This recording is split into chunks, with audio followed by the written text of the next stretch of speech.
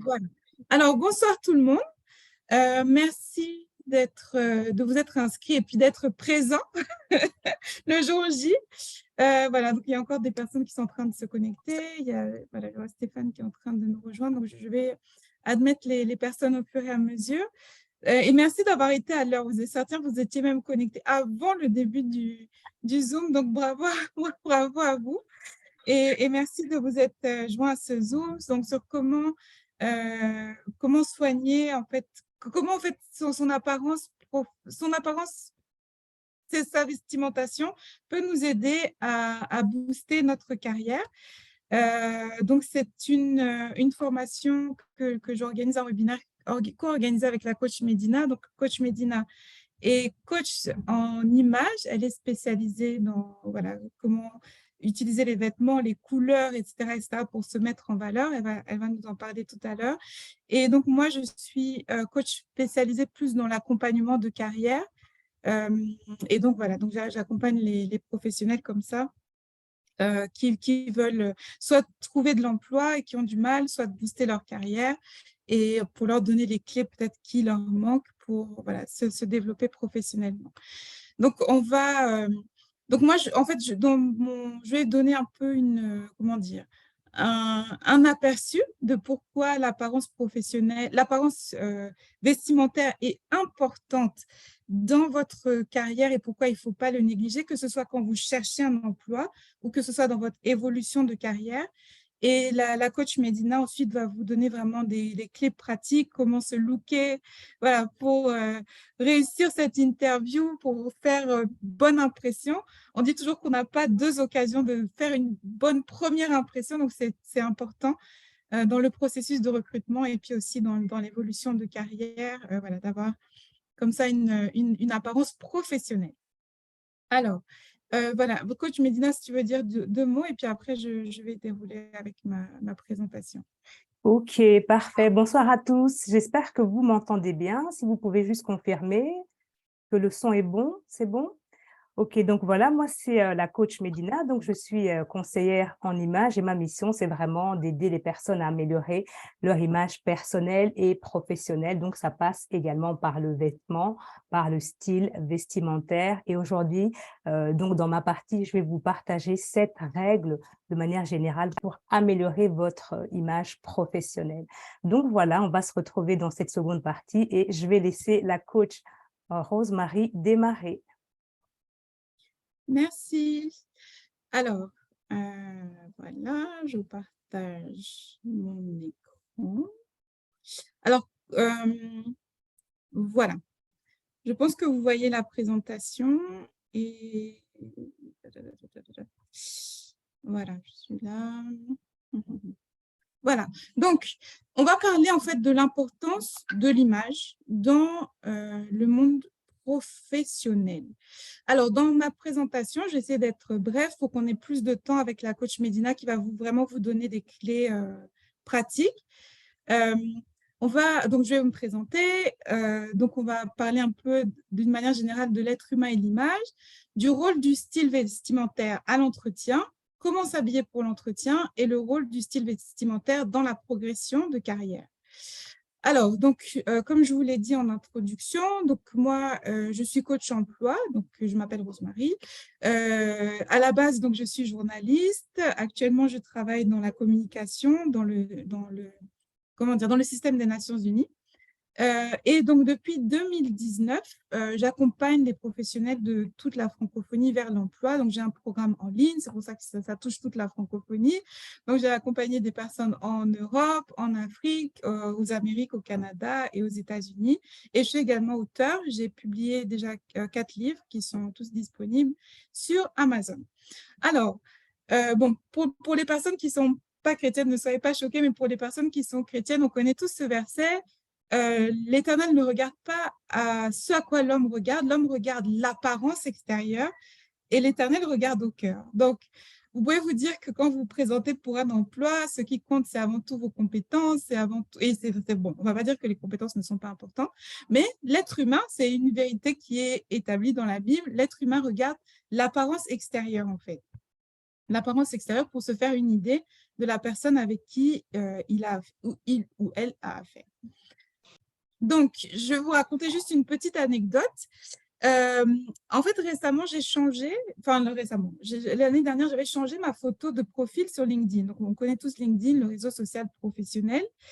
Et que s'est-il passé? C'est-à-dire, je n'ai pas eu plus de diplômes, plus de certifications, plus de quoi que ce soit, plus de compétences. C'était toujours moi, Rosemary, la même personne avec le même parcours professionnel, etc., etc.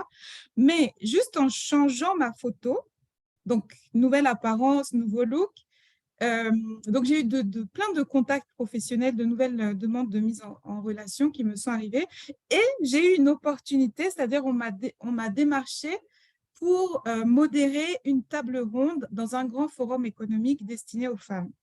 Le forum se déroulait en Afrique du Sud et on m'a contacté pour me demander si je voulais bien animer un des panels. Et tout ça, en fait, ça m'est arrivé dans les 24 heures où j'ai changé ma photo de profil LinkedIn. Donc, pour dire que vraiment, l'être humain regarde à ce qui est visuel, à ce qui est l'apparence extérieure. Donc, l'image compte et l'image compte dans le monde de l'entreprise. Il y a de nombreuses recherches qui indiquent que le fait de mieux s'habiller au travail ou lors de réunions d'affaires peut avoir une influence importante sur la façon dont les autres vous perçoivent et sur votre capacité à gagner ou à conclure des affaires et à progresser dans votre carrière. Alors, pour l'entretien d'embauche, je voulais vous faire sourire un peu avec cette photo quand tu as un entretien d'embauche chez Fanta, avec ce monsieur qui s'habillait tout en orange. Lors de l'entretien d'embauche, en fait, la décision d'embauche est prise en réalité assez rapidement, dans les premières minutes de l'entretien. Et c'est vrai que personne n'aime être jugé pour un emploi en fonction de son apparence. On veut tous mettre en avant nos compétences, nos capacités, mais qu'on le veuille ou non, l'apparence compte dans l'entretien et dans le travail. Alors, l'importance du look dans l'entretien. Quand on a demandé, en fait, on a demandé à des recruteurs à compétences égales,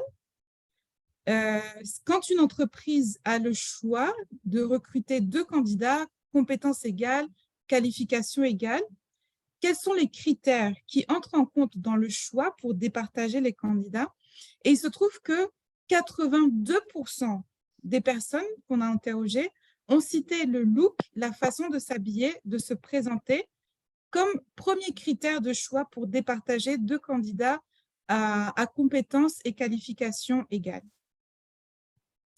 Alors, pourquoi lors de l'entretien, l'apparence compte? En fait, le vêtement, la façon dont vous êtes habillé véhicule certains messages et notamment ça véhicule une image de crédibilité professionnelle. Donc, votre apparence envoie des messages aux employeurs potentiels sur votre motivation, votre bon jugement ou pas, votre professionnalisme et surtout votre adéquation avec l'organisation. On se demande toujours quand on recrute quelqu'un, est-ce que cette personne va pouvoir bien s'intégrer dans l'entreprise avec les collaborateurs qui sont déjà là? Et une des manières de prouver, de répondre que oui, ça passe aussi par votre look, par votre apparence vestimentaire. Il y a aussi une question de respect. Dans un entretien, vous voulez communiquer le respect et donc vous habiller peut-être de manière conservatrice, formelle, peut-être même un peu plus que les employés qui s'habillent généralement s'habillent au quotidien pour vraiment véhiculer cette image de respect. Et enfin, l'apparence vestimentaire, pourquoi ça compte? Parce qu'il y a aussi des codes dans chaque profession. Alors, il y a des professions où c'est facile de dire que moi, je connais les codes parce qu'ils ont des uniformes, donc là, c'est facile. L'infirmière a sa blouse, je sais pas, le cuisinier a son tablier avec sa toque, etc., etc. Donc, le gars qui bosse sur les chantiers, il a son casque, on voit un peu la tenue des gens de chantier. Donc, quand il y a vraiment un uniforme, c'est facile de dire que moi, je connais les codes de la profession et je les respecte. Maintenant, même dans les professions où il n'y a pas d'uniforme, chaque secteur professionnel possède ses codes vestimentaires. Et donc, c'est important de se familiariser avec ces codes. Et lorsque vous postulez dans une entreprise et vous ne savez pas trop quels sont les codes ou les usages, vous pouvez soit, en tant que candidat, aller consulter le site internet de l'entreprise, ça peut vous donner des idées, les réseaux sociaux de l'entreprise, ou bien, si vous postulez dans une entreprise qui se trouve dans la même ville que vous pouvez même aller à la sortie des bureaux, voir comment les employés sont habillés, et ça vous donnera aussi des indices sur comment on s'habille dans cette entreprise.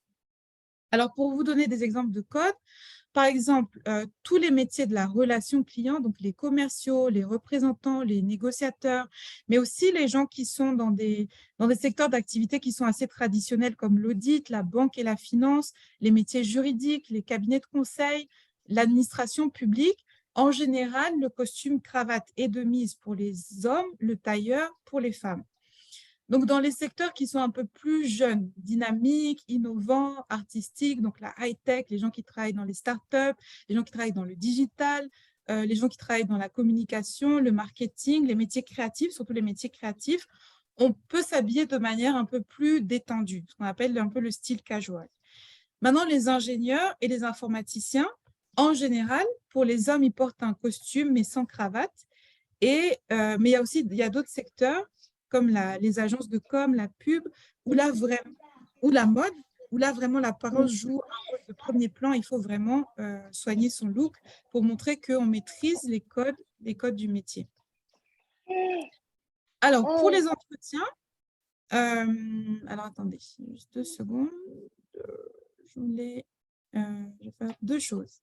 Je vais mettre la coach Medina en co-host. Et puis, je vais mute. Il y a quelqu'un qui a son micro ouvert. Voilà. Voilà, OK. Donc, pour un entretien, il y a des secteurs, donc comme je disais, comme le conseil, la banque, les assurances, les entreprises qui ont vraiment une légitimité, qui sont là depuis longtemps, qui ont beaucoup de collaborateurs, ou bien les PME un peu traditionnelles, les entreprises qui sont gérées par des personnes qui sont un peu âgées. Là, c'est bien de vous habiller de manière traditionnelle, vous aussi, et donc de miser sur le costume, cravate pour les hommes, le tailleur pour les femmes. Maintenant, il y a des secteurs où vous pouvez être un peu plus détendu. Si vous postulez dans une agence de communication ou de design, voilà, un poste ou une entreprise qui a dans sa communication dit que nous on est un peu plus décontracté, etc. Là, vous pouvez miser sur un look casual chic. Maintenant, si vous postulez dans une entreprise de développeurs informatiques, dans le design, les startups, là, vous pouvez carrément aller un peu plus loin et peut-être même venir en t-shirt, t-shirt un peu classe, une veste, un jean, des petites baskets un peu classe. Là, vous pouvez miser sur ce look-là. Maintenant, si vous ne savez pas, si vous avez un doute sur comment vous habiller, il vaut mieux aller pour le plus traditionnel, le plus classique, donc costume, cravate, tailleur. Il vaut mieux être un peu trop bien habillé que trop décontracté. Et quand je dis costume tailleur, s'il y a des Congolais dans la salle, il ne faut pas tomber dans la sapologie. C'est vraiment le costume classique, voilà, le tailleur classique, mais ne pas non plus en faire trop et aller habiller comme une gravure de mode. Donc, l'idée, en fait, c'est de veiller à ce que les vêtements que vous portez lors de l'entretien correspondent au poste que vous souhaitez occuper. Donc, si vous voulez devenir chef de département marketing, vous n'allez pas aller en casual, même si c'est dans une start-up. Vous allez peut-être vous habiller un peu plus formel parce que c'est un poste de responsabilité et donc on s'attend aussi à ce que vous ayez une certaine image. Voilà. Après, une fois en poste, le look compte aussi. Les compétences comptent, bien sûr, il faut être compétent, archi compétent, mais le look compte aussi. Une fois que vous êtes en poste, votre look continue à compter. Donc, je vous ai mis là quelques big no-nos, donc les vêtements sales ou froissés, les vêtements sexy, chocolat, où vous êtes serré, façon, ou dénudé. Les vêtements trop décontractés, vous n'allez pas, bon, sauf si la politique corporate le permet, mais n'allez pas en tongs et t-shirts, shorts, comme si vous allez à la plage. Les t-shirts aussi avec des messages offensants, attention à ce qu'il y a écrit sur vos t-shirts. Et puis, les vêtements qui juste vous empêchent de travailler de manière efficace. Si vous êtes saucissonné dans un truc qui vous empêche de bouger, bon, et que du coup, vous n'êtes pas performant, c'est des tenues à proscrire sur votre lieu de travail. Et d'une manière générale, c'est-à-dire pour votre évolution de poste ou votre évolution de carrière, habillez-vous pour le poste que vous voulez et non pour celui que vous avez. C'est-à-dire si vous êtes simple agent, mais que vous visez à une promotion, habillez-vous déjà comme s'habillent les cadres, les managers, les directeurs de votre entreprise, en fait, pour aussi passer le message que voilà, vous êtes un de leurs pairs et euh, vous êtes déjà prêt à aller assumer des fonctions qui sont au-delà de ce que vous avez au-delà.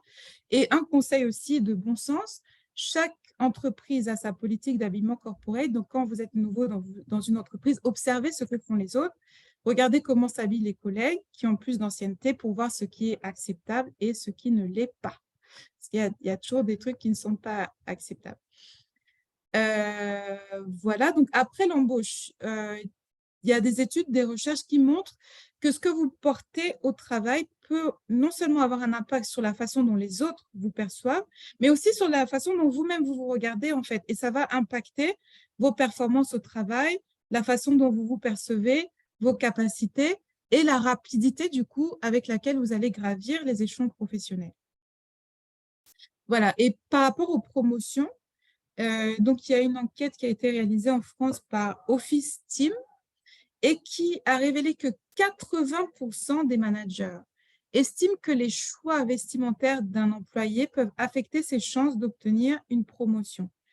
Donc, le fait de vous habiller de manière professionnelle, ça établit une certaine crédibilité, mais ça aide aussi les autres personnes de l'entreprise et vos dirigeants à vous imaginer dans un rôle à plus grande responsabilité, à vous projeter déjà comme manager, comme responsable, comme directeur, etc., etc. Et c'est pour ça que c'est important, même une fois en poste, même si vous êtes le plus compétent de la boîte, de continuer à faire attention à la manière dont vous vous habillez. Et voilà, donc je cède maintenant la parole à la coach Medina qui va encore vous donner d'autres astuces pour bien vous habiller au travail. Voilà. Ok, super. Merci, coach Rosemary. Donc là, je vais faire un partage d'écran. Est-ce que tu peux me donner la main? Normalement, tu as la main. Tu es Normalement, j'ai la main? Ok, ouais. super. Est-ce que tout le monde voit bien le partage d'écran? Oui. Super. Donc voilà, bienvenue à cette deuxième partie qui sera un peu plus pratique. Là, je vais vous donner quelques clés, quelques conseils qui vont vous permettre d'améliorer votre look professionnel, mais aussi personnel. Donc, je vais partager 7 clés. Donc, n'hésitez pas à prendre note. De toute façon, il y aura un replay. J'aime toujours donc commencer mes présentations. Attendez, je vais mettre la diapositive. Voilà. J'aime toujours commencer mes présentations avec une citation. Et ici, c'est ce que tu portes reflète la façon dont tu te présentes au monde, surtout on est dans un monde où il y a beaucoup d'interactions avec les réseaux sociaux. Donc, notre look, notre apparence, ça sera avant tout notre image, c'est un langage en fait. Alors, ici, je vais vous partager je vais vous partager 7 clés, mais je vais à nouveau me présenter. Je vais aussi planter le décor, c'est-à-dire que pour que nous puissions tous comprendre en quoi consiste le conseil en images. Parce que certaines personnes se font peut-être une idée, peut-être un peu fausse du conseil en images. Donc, je vais un peu remettre un peu les fondations, les bases et redonner une définition du conseil en images et de ses avantages et pourquoi c'est important de prendre soin de son image. Ensuite, je partagerai 7 clés, donc 7 règles d'or qui vont vous permettre d'améliorer votre image personnelle. Et enfin, on va passer un petit peu à une partie un peu plus langage corporel, la gestuelle. Donc, qui suis-je? Comme je vous l'ai dit précédemment, je suis la coach Medina, conférencière. Et donc, moi, j'ai commencé ma carrière dans le domaine de la finance. Donc, j'ai travaillé une dizaine d'années dans le monde de la finance. Pour ceux qui connaissent, c'est Big Four, tels que Ernst Young. Donc, là-bas, je travaillais dans un... Bon, c'était un peu très... C'était quand même stressant. Et donc, par la suite, j'ai décidé d'un petit peu arrêter tout ce qui est entreprise, grosse entreprise. Bon, actuellement, je travaille donc dans le domaine du conseil en images, mais je fais aussi la comptabilité d'une société. Donc, j'ai un peu les pieds dans les deux. Donc, j'ai toujours été passionnée de la mode et aujourd'hui, je vais partager avec vous plusieurs clés, mais je tiens aussi à vous donner quelques conseils pratiques puisque j'ai pu également participer à des recrutements. Donc, ça sera vraiment pratique aussi. Alors, en quoi consiste réellement le conseil en images? Parce que beaucoup de personnes se disent c'est quelque chose de superficiel, on n'en a pas besoin. Donc, le conseil en images, c'est simplement un ensemble de techniques qui vont vous permettre de vous valoriser. Donc, de valoriser votre image personnelle et professionnelle. Et comme la coach Rose-Marie le disait, ce n'est pas quelque chose de superficiel puisque votre image, c'est vraiment votre atout. Et c'est votre image qui va pouvoir également vous propulser dans votre carrière. Et le fait de soigner son image, ça a déjà plusieurs avantages. Déjà, quand on prend soin de soi, on va déjà gagner en confiance en soi. On va déjà se respecter nous-mêmes, on va avoir plus d'assurance, on va déjà gagner en assurance. Ça va également, le fait de prendre soin de votre image, ça va également vous permettre de vous valoriser et d'être déjà plus crédible devant vos collègues et en société de manière générale. Et ça va aussi vous permettre de saisir des opportunités. Donc, je me souviens qu'il y a quelque temps, j'ai suivi un homme qui était un commercial. Il est aussi père de famille, en fait, et il m'a dit, Medina, depuis que j'ai fait du conseil en images avec toi, que j'ai fait un accompagnement, mais les gens lui disent bonjour dans la rue. Et même, il a des compliments de son chef. Ça l'a permis vraiment de gravir aussi les échelons de la société dans laquelle il travaille. Donc, ce ne sont pas des choses à négliger, bien au contraire, ça peut vous propulser dans vos carrières.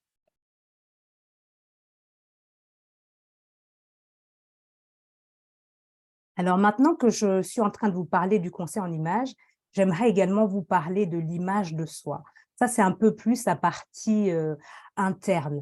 Donc, l'image de soi, c'est quoi réellement? C'est la manière dont on se voit, c'est la manière dont on se perçoit, c'est la manière dont on se sent capable ou non d'accomplir des choses. Donc, cela signifie qu'une personne qui a une image d'elle-même qui est positive, mais cette personne, elle aura tendance à se déployer et à saisir des opportunités. A contrario, une personne qui a une image d'elle-même qui est négative, elle va se sentir toujours nulle, elle va toujours croire que les autres sont meilleurs qu'elle, mais il faut savoir que quand on ait une image positive ou négative de nous-mêmes, cela va avoir des conséquences sur nos actions et sur la manière dont on va voir le monde. Donc, le conseil en image, c'est quelque chose qui est très important. Ça ne concerne pas seulement l'aspect extérieur, ça concerne aussi l'aspect intérieur avant tout. Et donc, comment on peut bâtir maintenant une image de soi qui est forte ou bonne? Donc, il faut savoir que le conseil en image, donc l'image déjà que l'on a de soi, c'est déjà la façon dont on se voit, mais la façon aussi dont les autres nous perçoivent. Donc, l'image que nous avons de nous-mêmes, elle se bâtit déjà depuis notre tendre enfance. Si par exemple, on prend deux enfants, donc, un enfant qui a reçu des compliments, un enfant à qui on dit tu vas y arriver, tu es fort, tu es le meilleur. Voilà, cet enfant-là va bâtir une confiance en soi qui sera un peu plus importante, qui sera un peu mieux qu'un enfant à qui on n'a peut-être pas forcément dit donner des compliments. Mais je tiens déjà à vous rassurer, peu importe que vous ayez eu dans l'enfance ou même dans l'adolescence une mauvaise image de vous-même, ce sont des choses qui se bâtissent et il n'est jamais trop tard pour bâtir une image de soi qui soit forte. Et donc, l'image de soi aussi, elle se construit en fonction de nos croyances. Ça, il faut faire très, très attention à toutes nos croyances. Et donc, il y a trois composantes de l'image que l'on a de nous-mêmes. La première composante, ben, c'est tout ce qui est inné, hein, c'est tout ce qui vient de notre enfance. Ce sont nos croyances, la façon dont nous percevons les choses aussi. C'est tout ce qui est vraiment ancré en nous depuis notre tendre enfance. Ensuite, il y a une deuxième composante de l'image, c'est ce qui s'acquiert. Et cela s'acquiert… Attendez, je vais accepter une personne. Donc, la deuxième composante, c'est Oui. tout ce qui s'acquiert. C'est par l'éducation, par exemple, par notre éducation, par notre langage, par nos bonnes manières. C'est tout ce qu'on va, par exemple, des compétences aussi que l'on va acquérir tout au long de notre carrière. C'est aussi ça qui bâtit notre image. Et la troisième composante de l'image de soi, ce sont toutes nos influences, c'est-à-dire tout ce qui est ancré dans notre culture, dans nos valeurs et aussi dans notre environnement personnel, donc familial et aussi professionnel. Donc, ce sont ces trois choses qui vont vous permettre, qui vont composer l'image que vous avez de vous-même. Et comme je disais, peu importe l'image que vous avez de vous-même aujourd'hui, l'image de soi, ça se travaille. À n'importe quel âge, ça peut se bâtir. Donc, il y a toujours des solutions dans le cas où vous n'avez pas une image qui est forte de vous ou que vous ayez une mauvaise perception de vous-même. Donc, comme la coach Rosemary le disait précédemment, bah, la première impression compte. Évidemment, les gens, lorsque vous vous présentez à une interview, bah, les gens ne vous connaissent pas. Donc, c'est votre carte. Vous avez une carte à jouer. Et donc, à ce moment-là, c'est important que vous puissiez faire bonne impression. Et comme j'ai dit ici dans cette citation, nous sommes d'abord vus, puis entendus et enfin compris. Il faut savoir que 93% de notre 93% de notre communication, elle est non verbale avant tout. Donc, les gens, avant de vous connaître, ils se font un jugement sur vous. Donc, c'est pour ça que c'est important, lorsque l'on se rend dans un entretien ou peu importe où on va, de toujours faire bonne impression. Ce sont des choses que vous pouvez mettre de votre côté pour propulser votre carrière ou même votre propre personne. Pour les personnes, par exemple, qui sont sur les réseaux sociaux, c'est très important, par exemple, comme la coach Rosemary disait, de mettre, par exemple, sur son profil LinkedIn ou même sur son profil Facebook, une belle image.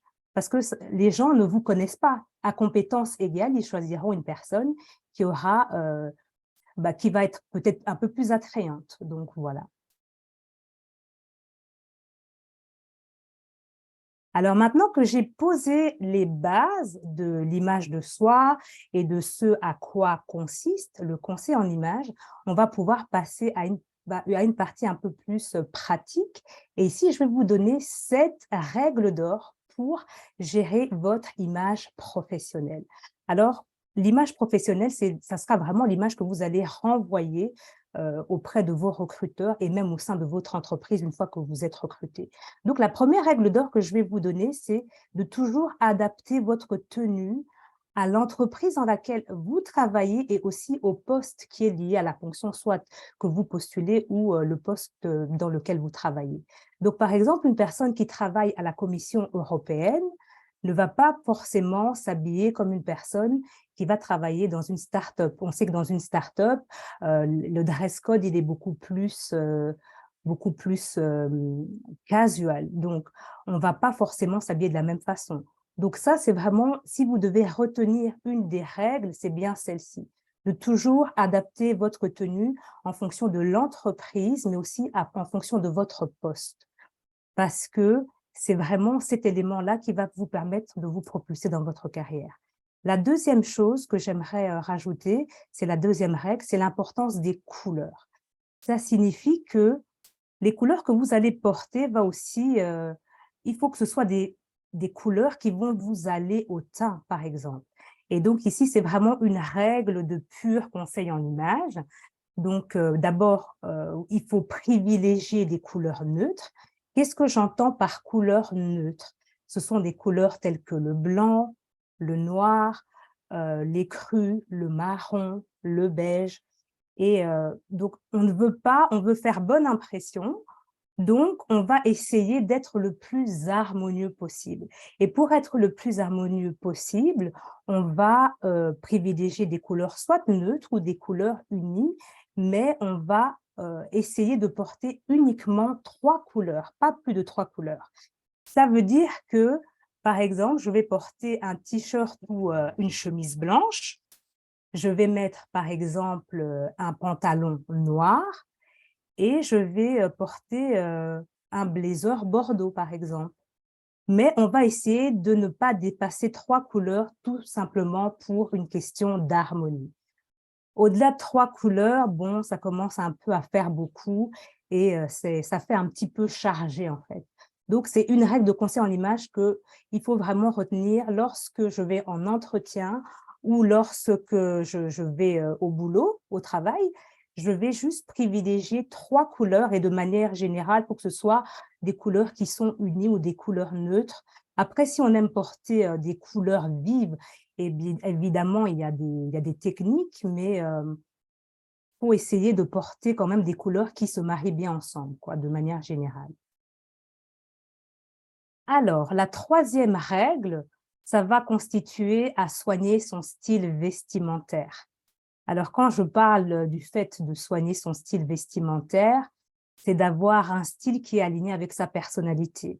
Bien entendu, je ne vous demande pas de commencer à vouloir ressembler à tout le monde parce que, voilà, faut rester soi-même, même si on va travailler dans une entreprise, mais on va essayer aussi de rester sobre et pour avoir un style vestimentaire qui est soigné, on peut déjà privilégier des basiques. Alors, ce que j'entends par basique, c'est peut-être la chemise blanche, le pantalon à pince noir, c'est la veste de blazer, et c'est ça. Vraiment, avoir un style soigné, mais tout dépend aussi de dans la société dans laquelle vous travaillez.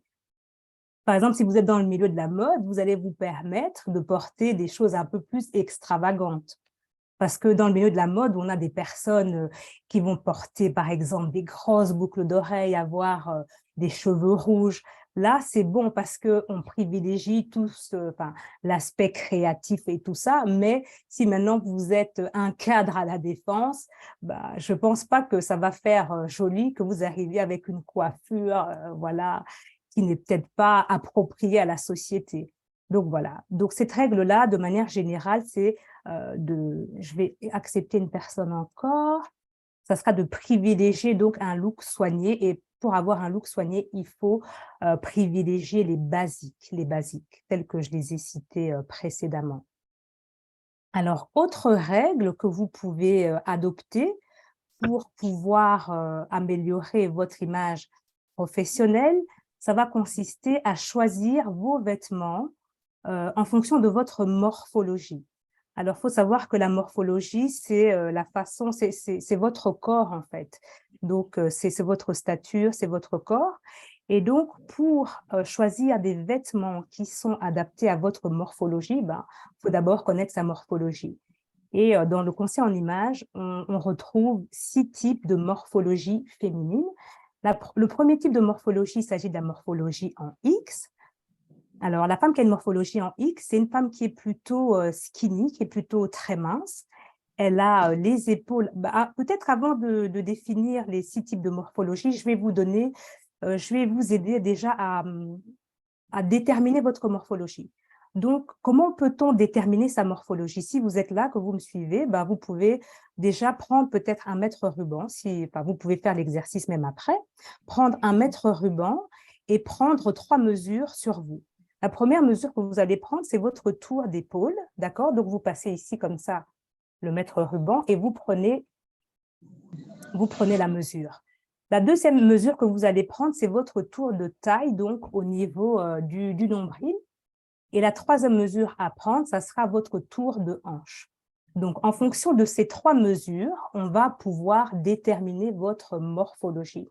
Et le but de connaître sa morphologie, c'est juste de savoir les vêtements qui vont le plus nous aller, les vêtements qui vont le plus nous valoriser. Et bien entendu, ce n'est pas ce n'est pas juste pour vous dire bah, vous êtes de telle morphologie, c'est pas pour vous enfermer en fait dans une morphologie, mais c'est juste pour que vous puissiez, lorsque vous faites votre shopping par exemple, vous puissiez identifier les vêtements qui vont vous aller. Donc voilà, maintenant que vous savez déterminer votre morphologie grâce à ces 3 mesures que vous allez prendre. Alors, je vais vous citer maintenant les 6 types de morphologie. Alors, on a la morphologie en X. Donc, ici, c'est plutôt une femme qui est mince, plutôt mince, qui a les épaules et les hanches qui sont dans le même alignement, mais sa taille, elle est marquée. Et donc, lorsque vous avez une taille qui est marquée, il faudra bien entendu la mettre en évidence. Ça, c'est voilà, une des clés. Donc, comment vous pouvez mettre votre taille en évidence? Tout simplement en portant des vêtements qui sont plus structurés, des vêtements tels que un blazer, par exemple, si vous portez une veste de blazer, vous allez privilégier une veste qui est un peu plus structurée ou qui est ceinturée, par exemple. Donc, on a un deuxième type de morphologie ici. Il s'agit de la morphologie en 8. Alors, il faut savoir que la morphologie en 8, c'est plus ou moins la même morphologie que la morphologie en X, mais en beaucoup plus pulpeuse. C'est-à-dire que la femme qui a une morphologie en 8, elle a un peu plus de poitrine que la femme qui a une morphologie en X, et elle a un peu plus de hanches et sa taille, elle est aussi marquée. Donc, si on a ce type de morphologie comme ça en 8, il faut savoir déjà que c'est la morphologie qui est un petit peu, qui est la plus féminine en fait. Et donc, lorsque l'on va essayer de recréer des looks, on va toujours essayer d'avoir cette morphologie qui est un peu plus féminine. Donc, cette femme qui a une morphologie en 8, elle va plus privilégier également tout ce qui est ceinturé, puisqu'elle a une fine taille, mais elle va aussi suivre les courbes de son corps. Donc, voilà, pour cette morphologie. Autre morphologie, c'est la morphologie en haut, c'est la femme qui a un petit peu des rondeurs un peu partout. Donc, cette femme, elle a des rondeurs au niveau des épaules, au niveau de la poitrine, au niveau du ventre et au niveau des hanches. Donc, elle est en haut et donc ici, quand on a ce type de morphologie, on va plus privilégier des vêtements qui sont fluides. Donc, on va vraiment faire attention aux matières des vêtements, plus porter des vêtements fluides et faire attention à ne pas porter des gros motifs, parce que si on porte des motifs qui sont assez gros, mais ça va nous donner encore plus de volume. Et nous, ce qu'on veut, c'est être un peu plus harmonieux. Donc, on va essayer de privilégier peut-être des plus petits motifs et privilégier des matières fluides. Quatrième morphologie, on a la morphologie en V. Alors ici, c'est vraiment le type de morphologie des femmes qu'on peut qualifier comme les sportives, mais les nageuses, par exemple. Elles ont une grande carrure. Ça veut dire que cette femme-là, elle a des épaules qui sont beaucoup plus larges que ses hanches. Et nous, ce qu'on veut dans le conseil en image, ou ce qu'on veut, c'est vraiment recréer une harmonie du corps. Donc, ici, on remarque qu'il y a un petit déséquilibre puisque nos épaules, elles sont beaucoup plus larges que nos hanches. Donc, on ne va pas apporter du volume vers le haut du corps. Par contre, on va essayer d'apporter du volume vers le bas du corps. Donc, si vous avez ce type de morphologie comme ça en V, donc vos épaules, elles sont beaucoup plus larges. Donc, on va essayer de restreindre un petit peu plus nos épaules. Donc, on ne va pas porter tout ce qui est épaulé, on va éviter d'apporter du volume au-dessus avec des froufrous et tout ça, mais on va essayer de rééquilibrer notre corps en portant plus des vêtements où je vais donner du volume vers le bas du corps.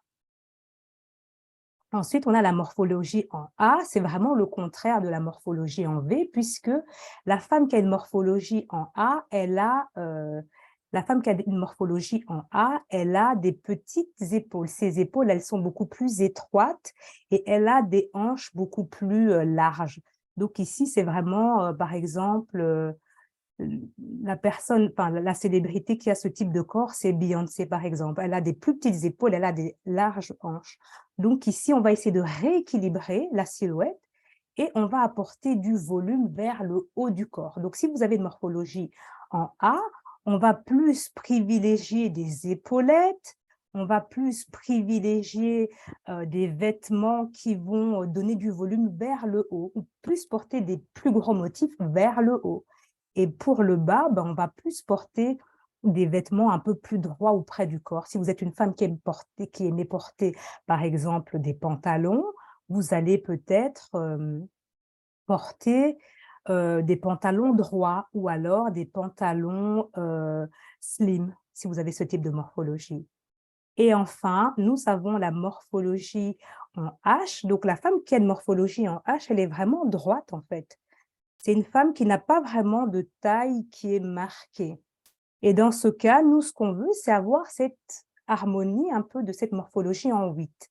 Donc, si on a ce type de morphologie, on va essayer d'apporter du volume, que ce soit au-dessus et en bas. Bon, en ne portant pas forcément des vêtements larges ou trop serrés, évidemment, mais on va essayer de recréer quand même une silhouette harmonieuse, même si notre taille, elle n'est pas forcément marquée. Donc voilà, maintenant, vous savez comment déterminer votre morphologie. Donc, en prenant juste un mètre ruban et en prenant 3 mesures, donc le tour d'épaule, le tour de taille et enfin le tour de hanche. Donc, le conseil en image, ça va vous permettre juste de connaître les vêtements qui vont vous mettre en valeur, mais en aucun cas, ne restez pas figé sur une catégorie en se disant, ben, tiens, moi, j'ai une morphologie en V, donc je ne peux pas trop porter ça, ça, ça, ça, ça. Non, on peut toujours adapter et tout part vraiment de la personne et de ses envies, mais il faut savoir qu'il y a des vêtements qui vont plus vous mettre en valeur que d'autres, c'est tout simplement ça. Alors, maintenant, on va aussi voir la 5e règle. Donc, nous, ce qu'on veut, c'est vraiment créer une image qui est harmonieuse, une image qui est professionnelle. Et bien entendu, nous, on est des femmes, hein, donc on aime parfois porter des bijoux. Certaines femmes n'aiment pas porter des bijoux, mais pour les femmes qui aiment miser sur les accessoires, il faut savoir que déjà, il faut rester toujours dans la simplicité, surtout si vous ne connaissez pas votre futur employeur, vous ne connaissez pas vos futurs collègues aussi, pour essayer de rester le plus simple possible et de privilégier toujours des bijoux qui ne sont pas trop volumineux dans un premier temps. Le mot d'ordre, c'est vraiment la simplicité et choisir judicieusement ses bijoux. Je conseille toujours de porter maximum 5 accessoires. 5 accessoires, donc ça peut être une paire de boucles d'oreilles, un bracelet, par exemple, ou une montre. On va porter peut-être une bague et peut-être voilà, une paire de lunettes. Voilà, ça fait 5 accessoires. Dans les accessoires, vous pouvez aussi inclure votre sac. Donc, ne venez pas au boulot comme un sapin de Noël ou à votre entretien d'embauche parce que trop d'informations tue l'information. Donc, nous, ce qu'on veut, c'est rester sobre et avoir une image qui est professionnelle, une image qui est classe. C'est d'avoir une image qui va nous propulser et pas d'avoir une image qui va nous desservir, en fait. Ensuite, on va passer à la 6e règle qui va consister à ne pas négliger sa mise en beauté. Et alors, lorsque je parle de mise en beauté, ça signifie, ça va être votre coiffure, votre maquillage et aussi vos ongles. D'accord? Ce sont des petits détails, mais ce sont des petits détails qui vont faire toute la différence. Alors ici, je sais qu'il y a des femmes qui n'aiment pas forcément se maquiller, des femmes qui n'aiment pas forcément se maquiller. Donc, vous n'êtes pas obligé de... Si vous n'aimez pas vous maquiller, restez sobre, restez aligné avec vous-même. Mettez peut-être juste un petit trait de crayon ou de eyeliner et une petite poudre et pas forcément du rouge à lèvres, mais vous pouvez mettre un petit baume à lèvres. Mais le but ici, c'est de paraître sous notre meilleur jour. Et donc, un petit baume à lèvres n'a jamais tué personne. Donc ici, on parle de mise en beauté, donc on ne va pas forcément avoir un maquillage qui est trop flashy, surtout pour les personnes qui vont passer des interviews. Pour les femmes, il faut quand même éviter certaines choses, par exemple d'avoir un rouge à lèvres qui est peut-être trop rouge. Après, tout dépend du secteur d'activité, mais dans un premier temps, privilégiez toujours la simplicité. Donc, en termes de coiffure, par exemple, vous pouvez soit avoir les cheveux longs, les cheveux courts ou attachés, peu importe, mais évitez toute extravagance. Ne venez pas avec voilà, quelque chose, des cheveux en rouge pétant, et voilà. Essayez de mettre les chances de votre côté pour paraître sous votre meilleur jour. Alors, on arrive maintenant à la 7e règle, donc c'est la dernière, c'est de faire de manière générale et continue un travail sur soi. Donc, il faut développer certaines capacités, il faut déjà travailler sur la confiance que l'on a en nous-mêmes. Donc déjà, si je me sens bien à l'intérieur de moi, il faut travailler ça. Et donc, comment on peut déjà travailler sa confiance en soi? Mais c'est déjà en faisant attention à notre dialogue intérieur. Qu'est-ce que je pense de moi? Vous pouvez vraiment gagner en confiance en vous juste en faisant attention aux pensées que vous avez sur vous-même, à la perception que vous avez sur vous-même. Est-ce que vous êtes une personne qui, vous êtes toujours en insécurité, vous avez toujours besoin de la validation des autres ou pas? Ben, il faut essayer de sortir de ces schémas. Si vous voulez être propulsé dans votre carrière, il faut travailler sur déjà le fait d'avoir confiance en vous. Donc voilà. Et donc l'un des moyens de travailler sa confiance en soi, c'est déjà de travailler sur son dialogue interne. Il faut se dire des bonnes choses. Donc, vous pouvez faire, par exemple, des déclarations positives à votre égard. Je peux saisir des opportunités, je suis une personne de valeur. Vous pouvez dire des bonnes choses à votre égard pour gagner en confiance en vous. Évidemment, dans la société, de manière générale, c'est bien d'être une personne aussi qui est sympathique. Donc, l'une des choses que vous devez travailler aussi, c'est votre capital sympathie. On aura plus tendance à aller vers un collègue qui est souriant, qui est ouvert, plutôt que vers une personne qui est grincheuse. Donc ça aussi, faut regarder un peu son comportement, il faut essayer de mettre les chances de son côté et essayer d'être une personne sympathique, parce qu'une personne qui est beaucoup plus sympathique avec les autres, bah, qui s'intègre un peu mieux, qui est un peu plus sociable, elle aura plus tendance à être propulsée aussi dans dans le monde du travail. Et évidemment, on peut travailler sa posture. Par exemple, si on est une personne qui est très timide, on peut aussi travailler sa posture et essayer d'être un peu plus à l'aise. Même si on a toujours été timide dans la vie et tout ça, mais on peut essayer de travailler sa posture, essayer de se tenir droit, essayer de regarder les gens droit dans les yeux. C'est très important de travailler tous ces petits aspects, en fait. Alors maintenant que nous avons vu les 7 règles d'or pour améliorer et gérer son image professionnelle, on va passer à quelques cas pratiques. Alors, on va faire une première étude de cas. La première étude va consister, mais comment j'ai un entretien d'embauche, comment est-ce que je vais m'habiller pour mon entretien d'embauche?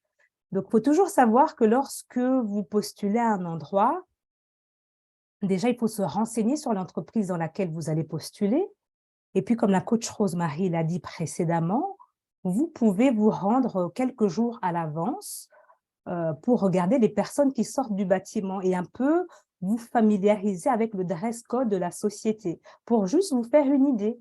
Donc, si vous voyez que le style vestimentaire que des personnes qui travaillent là est beaucoup plus, n'est pas tiré à 4 épingles, par exemple, mais pour votre entretien d'embauche, vous pouvez vous permettre de porter une belle chemise propre qui est repassée et un pantalon à pince.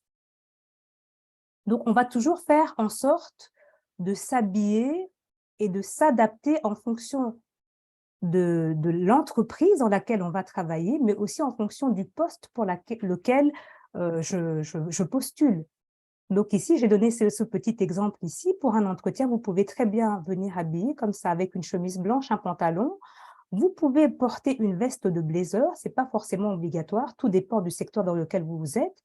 Mais c'est vrai que, par exemple, si c'est une société dans le monde de la finance ou dans certains secteurs, vous pouvez vous permettre de porter la veste de blazer, ça fait toujours beaucoup plus sérieux. Et en termes de chaussures, faut que vos chaussures, elles soient soignées, propres et assez féminines. Alors, pour les chaussures, vous n'êtes pas forcément obligé de porter des chaussures à talons. Vous pouvez porter des chaussures plates. Et si vous portez des chaussures à talons, maximum 8 centimètres. Parce que le but ici, c'est de ne pas être perché et de ne pas être à l'aise. Enfin, ça ne sert à rien d'avoir des chaussures à talons aiguilles si après vous n'êtes pas à l'aise. Donc, c'est un petit peu embêtant en fait. Donc, voilà, faites toujours attention à ces petits détails. Oui, on peut porter des chaussures à talons, mais je vais quand même faire attention parce que, à la longueur du talon, parce que je veux être à l'aise et puis je ne veux pas non plus donner une image trop sexy de ma personne aussi.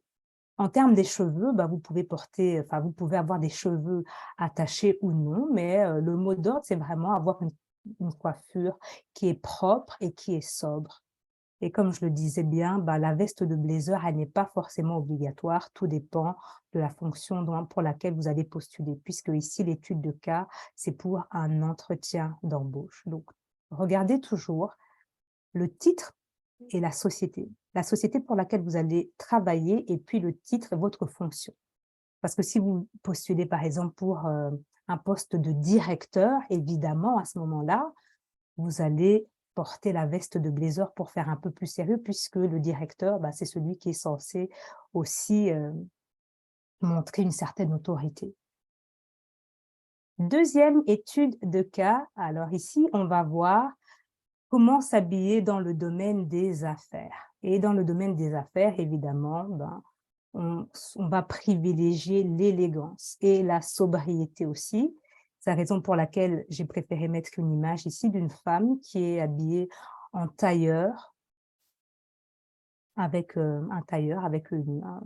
jupe et un blazer, mais ça aurait très bien pu être le tailleur pantalon. Donc, faut rester sobre dans le domaine des affaires, porter un tailleur avec des couleurs neutres. Il faut faire très, très attention aux couleurs, parce que les couleurs, elles ont aussi des codes. Les couleurs, elles vous définissent aussi. Mais on va toujours essayer de rester dans des vêtements qui sont assez intemporels. Donc, on va rester dans des basiques, dans des couleurs neutres. Et on va privilégier aussi des belles matières. Des belles matières, ne pas avoir des vêtements froissés, par exemple. On va essayer de porter des vêtements de belles matières. On va porter, par exemple, une belle chemise en soie. Voilà, on va essayer d'être quand même au top du top. On est dans le monde des affaires, donc il faut quand même que ça le fasse. Et au niveau de la coiffure, je disais toujours une coiffure soignée et féminine. On peut rester toujours sobre aussi. Point de vue des chaussures, c'est toujours la même chose. On peut porter des chaussures à talons ou des chaussures plates. Tout dépend du domaine dans lequel vous êtes. Et je préconise toujours 8 cm maximum. Après, si vous êtes dans le domaine de la mode, ah oui, alors là, peut-être vous pouvez vous permettre des extravagances. Alors, comme je disais ici, voilà, ici, troisième étude de cas, on est ici dans l'étude de cas du milieu de la mode. Alors, dans le milieu de la mode, de la communication et de la publicité, ce sont des domaines un peu à part. Donc ici, on va vraiment se permettre d'un peu plus se lâcher. On va se permettre de mettre un peu plus en avant notre personnalité. On va un peu plus oser avec des couleurs. On va plus oser avec certaines matières aussi. Donc ici, c'est un petit peu à vous de voir dans le milieu de la mode, de la communication, de la publicité, parce que ce sont des domaines qui sont un peu plus créatifs. Et donc là, vous pouvez aussi laisser libre cours à votre créativité. Alors ici, bien entendu, il faut privilégier une tenue adaptée à son secteur d'activité. Par exemple, si vous travaillez, je ne sais pas moi, dans quel domaine je pourrais donner? Dans une start-up, dans le domaine de la publicité, par exemple, vous allez peut-être être un peu moins guindé. Donc, vous allez être un peu plus décontracté, mais vous allez vous permettre de porter peut-être des couleurs un peu plus flashy. Donc, voilà, il faut toujours faire attention à l'activité, à l'entreprise et aussi à la fonction pour laquelle vous postulez. Et les erreurs, maintenant, on va passer aux erreurs à éviter. Les erreurs vestimentaires à éviter lorsque vous postulez,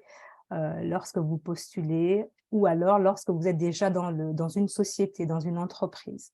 Alors, ce qu'il faut surtout éviter, c'est des vêtements non repassés. C'est bizarre qu'on puisse le dire, mais il y a des gens qui ne repassent pas leurs vêtements. Donc, c'est important de venir le souligner. Alors, pour les femmes, surtout les femmes, il faut éviter des vêtements qui sont trop moulants ou trop larges. Parce que déjà, on ne veut pas paraître trop sexy, même si peut-être vous avez un côté un petit peu plus, vous aimez porter les décolletés et tout ça, mais il faut quand même éviter la mini-jupe en même temps et le décolleté plongeant, même si ça fait partie de votre personnalité. Ce sont quand même des choses à éviter. Alors, on va éviter aussi de porter des vêtements à trous, ça ne fait pas très sérieux. Justement, je me souviens qu'il y a quelques années, donc lorsque j'avais eu mon premier congé de maternité, donc il y avait la personne qui allait me remplacer dans le poste dans lequel j'allais travailler. Et c'est un petit jeune qui il devait avoir, il devait avoir 22 ans. Et en fait, il est arrivé à l'interview, donc parce que je passais les interviews avec mon chef. Donc le jeune qui postulait est arrivé, il était avec un t-shirt et un jean à trous et une casquette. Donc déjà, lorsqu'il est arrivé, on s'est dit: «Waouh!» Est-ce que, enfin, on s'est demandé un peu, est-ce qu'il sait enfin, est-ce qu'il connaît même un peu le dress code de l'entreprise? Et la première question qu'on a posée à ce jeune-là, justement, c'était: «Est-ce que tu peux nous donner un peu le titre de la fonction pour laquelle tu postules?» Et ce jeune était incapable de nous dire, évidemment, le poste. La réponse qu'il nous a dit, c'est: «Eh bien moi, j'ai postulé à plusieurs endroits, donc je ne sais pas vous dire». Autant vous dire qu'il n'a pas été retenu, parce qu'il ne savait même pas, le poste pour lequel il était venu, donc et déjà il était, habillé d'une façon qui ne correspondait pas du tout au dress code de la société. Donc ce sont tous ces petits détails qui vont faire la différence. Donc ce sont des choses qu'il ne faut pas négliger. Ensuite, il y a votre coiffure. Donc il faut éviter une coiffure trop excentrique et il faut éviter des coiffures qui sont parfois trop colorées. Alors pour les femmes, il faudra bien évidemment éviter d'être trop maquillées, d'avoir par exemple un rouge à lèvres vif ou trop voyant, ou alors arriver avec du blush, voilà, à n'en plus finir. Il faut vraiment faire attention à ces petits détails. Faire attention aussi à ne pas avoir trop d'accessoires sur soi, parce que avoir trop d'accessoires, ben, ça ne fait pas très soigné. Et au niveau des ongles, au niveau des mains, moi je vous recommande soit vous n'avez pas de vernis du tout, mais que vous avez des ongles propres, c'est très, très bien. Mais il faut éviter de venir, par exemple, avec des longs ongles jusque-là, avec des couleurs jaunes, bleues, ce genre de choses. Ou si vous avez même vos propres ongles, mais évitez, par exemple, que vos ongles ne soient pas propres ou alors votre vernis est écaillé ou effrité. Ça ne fait pas très sérieux parce que le recruteur ou même dans la société dans laquelle vous travaillez, on va regarder vos ongles. Maintenant, dans la plupart des sociétés, on travaille avec des ordinateurs, donc il faut faire attention à ses mains. Donc, ce n'est pas un critère à négliger. Et au niveau des chaussures, je vous ai déjà parlé de ça précédemment. Il faut éviter, par exemple, des talons aiguilles. Et il faut privilégier soit des chaussures plates, des chaussures compensées ou à talons, mais des chaussures dans lesquelles vous serez quand même à l'aise pour toute la journée. Donc voilà. Et maintenant, je vais vous parler du langage non verbal. Alors, le langage non verbal, c'est toute votre gestuelle. Donc, c'est votre visuel, mais sans voix, en fait. C'est ça, un petit peu. Donc, de manière générale, lorsque vous passez des interviews ou quoi, ou que vous êtes en entreprise, le mot d'ordre, c'est vraiment de rester soi-même. On essaye de rester soi-même, mais on va essayer de se montrer sous son meilleur jour. Et il faudra, dans ce cas, éviter certains comportements. Donc, tout à l'heure, je vous avais parlé des règles d'or. J'avais dit il faut aussi capitaliser sur la sympathie, d'accord? Donc, on va essayer d'être une personne agréable, une personne qui sourit, par exemple. Pour éviter, et voilà, il faudra éviter, par exemple, d'être une personne un peu trop sérieuse, qui ne se mélange pas aux autres et ce genre de choses. Alors, les comportements à éviter, premier comportement à éviter, c'est d'avoir un regard qui est fuyant. Surtout en entretien d'embauche, c'est vrai, ça peut être très intimidant d'avoir en face de soi, par exemple, 3 personnes comme ça qui nous regardent. Alors, si vous êtes une personne qui est un peu plus timide, essayez de regarder les personnes dans les yeux, mais si, par exemple, vous trouvez que c'est un peu trop gênant de regarder les personnes dans les yeux, vous pouvez, par exemple, regarder la personne un peu à tel endroit, un peu décaler votre regard, mais la personne, elle va penser que vous la regardez dans les yeux, mais en fait, vous regardez peut-être ses sourcils, en fait. Voilà. Ça, c'est un point que vous pouvez mettre tout de suite en application. Peut-être pas forcément regarder dans les yeux si vous n'avez pas ce courage-là, mais essayez de regarder même un petit peu au-dessus des yeux pour vous donner un peu confiance. Alors, il faut éviter aussi d'avoir le visage trop serré. d'accord? Lorsque vous passez des interviews et ce genre de choses, essayez d'être une personne un peu plus, moins crispée, en fait. Troisième comportement à éviter, c'est par rapport à vos mains. Évidemment, on peut parler avec ses mains lors des entretiens d'embauche et ce genre de choses, mais il faudra éviter, par exemple, de tenir un bic et de taper du pied ou de taper tout le temps comme ça, d'être comme ça lorsque vous passez vos entretiens. Évidemment, on peut parler avec les mains, mais il faut faire aussi un petit peu attention à sa gestuelle, que ce ne soit pas non plus trop envahissant. Et quatrième chose, on va éviter d'avoir des épaules un peu trop fermées, c'est-à-dire vous êtes comme ça un petit peu trop courbé vers l'avant, parce que en fait, dans le langage corporel, lorsque vous avez les épaules fermées, c'est que vous êtes un peu fermé par rapport à votre communication. Donc, essayez, lorsque vous êtes en entretien, de toujours avoir un petit peu le torse un peu dégagé, le torse ouvert, parce que ça appelle à la communication. Donc voilà un petit peu ce que j'avais à vous dire maintenant. Hem, de manière générale, il faut savoir que votre image, votre apparence, c'est avant tout un atout.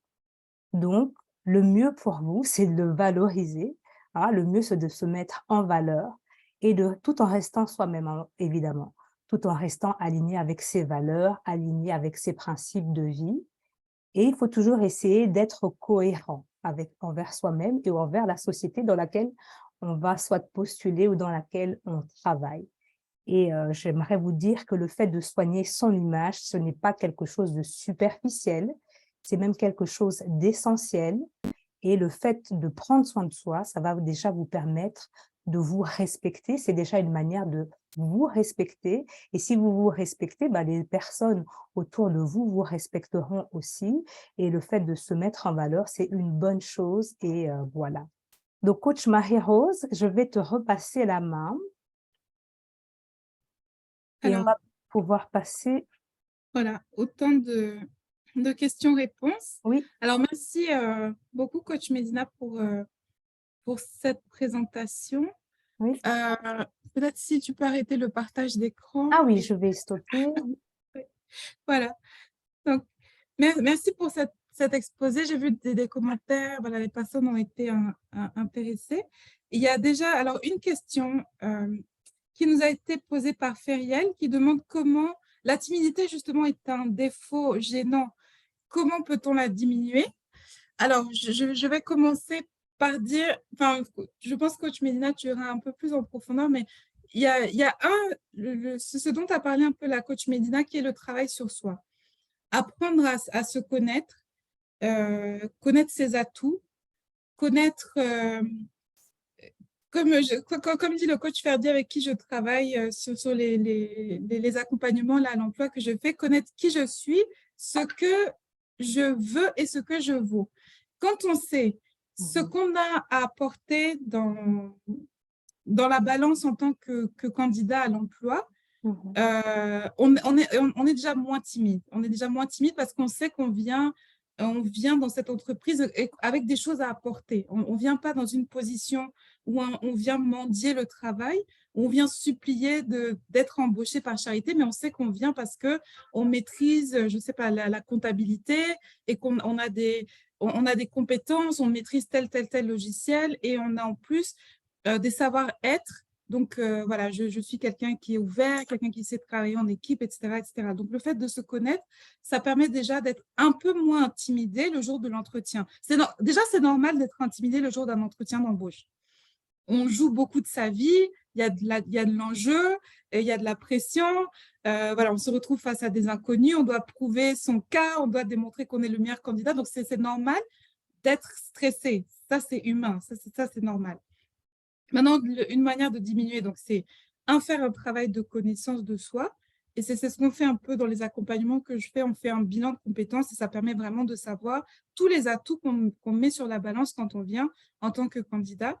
Et puis, l'autre aussi, c'est de bien se préparer à l'entretien. La coach Medina l'a dit, on ne vient pas à un entretien d'embauche les mains dans les poches, en fait. On vient en étant préparé. Dans les entretiens, il y a des questions qui reviennent à tous les entretiens d'embauche. Donc, cela, si vous êtes timide, c'est bien de venir avec des réponses déjà toutes faites pour ces questions d'entretien-là qui viennent tout le temps. Parlez-moi de vous, ça vient dans tous les entretiens d'embauche, ça commence toujours par là. Donc ça, c'est déjà une question d'entretien que vous pouvez préparer à l'avance, préparer vos réponses sereinement à l'avance. Il y en a d'autres comme ça, il y a au moins une dizaine de questions d'entretien si vous faites un peu des recherches sur Internet qui reviennent systématiquement. Donc, pour ces questions d'entretien-là, ne venez pas et en étant prise au dépourvu ou je ne sais quoi, préparez ces questions-là à l'avance et en étant bien préparé à l'entretien, en ayant préparé certaines questions d'entretien, en sachant ce que vous avez apporté dans la balance, en connaissant aussi un peu l'entreprise, vous avez fait des recherches sur l'entreprise, qui sont-ils, quelles sont leurs politiques, dans quoi ils se développent, etc., etc. Ça vous permet de venir un peu plus en confiance. Voilà. Je ne sais pas, coach Medina, si tu veux peut-être ajouter d'autres choses. Oui, tout à fait, je te rejoins. Donc, la première chose, c'est vraiment de faire un travail sur soi. C'est vraiment ce qui est important. Et pour faire un travail sur soi, il faut apprendre à se connaître et apprendre à se poser des bonnes questions. Deuxième chose que tu peux faire aussi si tu es très timide, c'est la répétition, comme la coach Rosemary l'a dit. Et puis, tu peux aussi, par exemple, faire des cours d'art oratoire. Ce sont des choses, ou faire du théâtre. Ce sont des choses qui vont te permettre de, voilà, de prendre confiance en toi et de sortir un peu de ta zone de confort et de ne pas rester dans ta bulle et te dire je suis timide et je ne peux pas avancer. En fait, le problème ici, c'est aussi ton dialogue intérieur parce que les gens autour de toi t'ont peut-être qualifié d'une personne timide.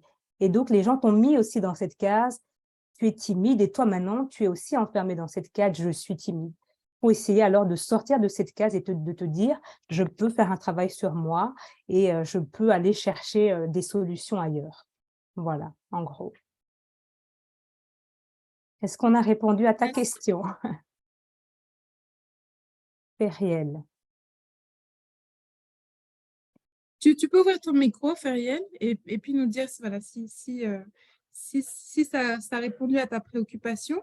Et surtout, n'hésitez pas, on est encore là on a encore une bonne demi-heure, donc n'hésitez pas si vous avez des questions pour la coach Medina ou moi-même par rapport à l'exposé qui a été fait, ou voilà, des cas qui vous sont arrivés pour lesquels vous voulez un peu plus vous voulez un débriefing, ou je sais pas, vous êtes venu peut-être à un entretien en jogging, ça n'a pas marché, vous vous demandez, vous demandez pourquoi. Voilà. Voilà. En tout cas, n'hésitez pas à poser des questions, c'est vraiment le moment pour l'interactivité. Donc, si vous avez des préoccupations, c'est le moment d'en profiter. Gabriel, c'était bon pour toi? Je pense que oui. Ah, moi, je vais poser une question. Comme les gens sont timides, je vais poser une question. Ah, voilà. OK. Voilà, donc c'était bon Voilà, elle pour a Gabriel. répondu. Donc, je reprends ma casquette de journaliste. Coach Medina, Yes.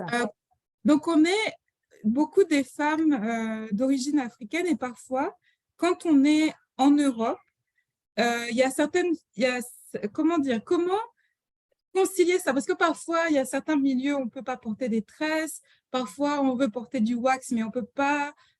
Parfois, on veut mettre une touche africaine, mais c'est difficile parce qu'on travaille, je ne sais pas, dans la finance, au quartier de la Défense ou à la City de Londres.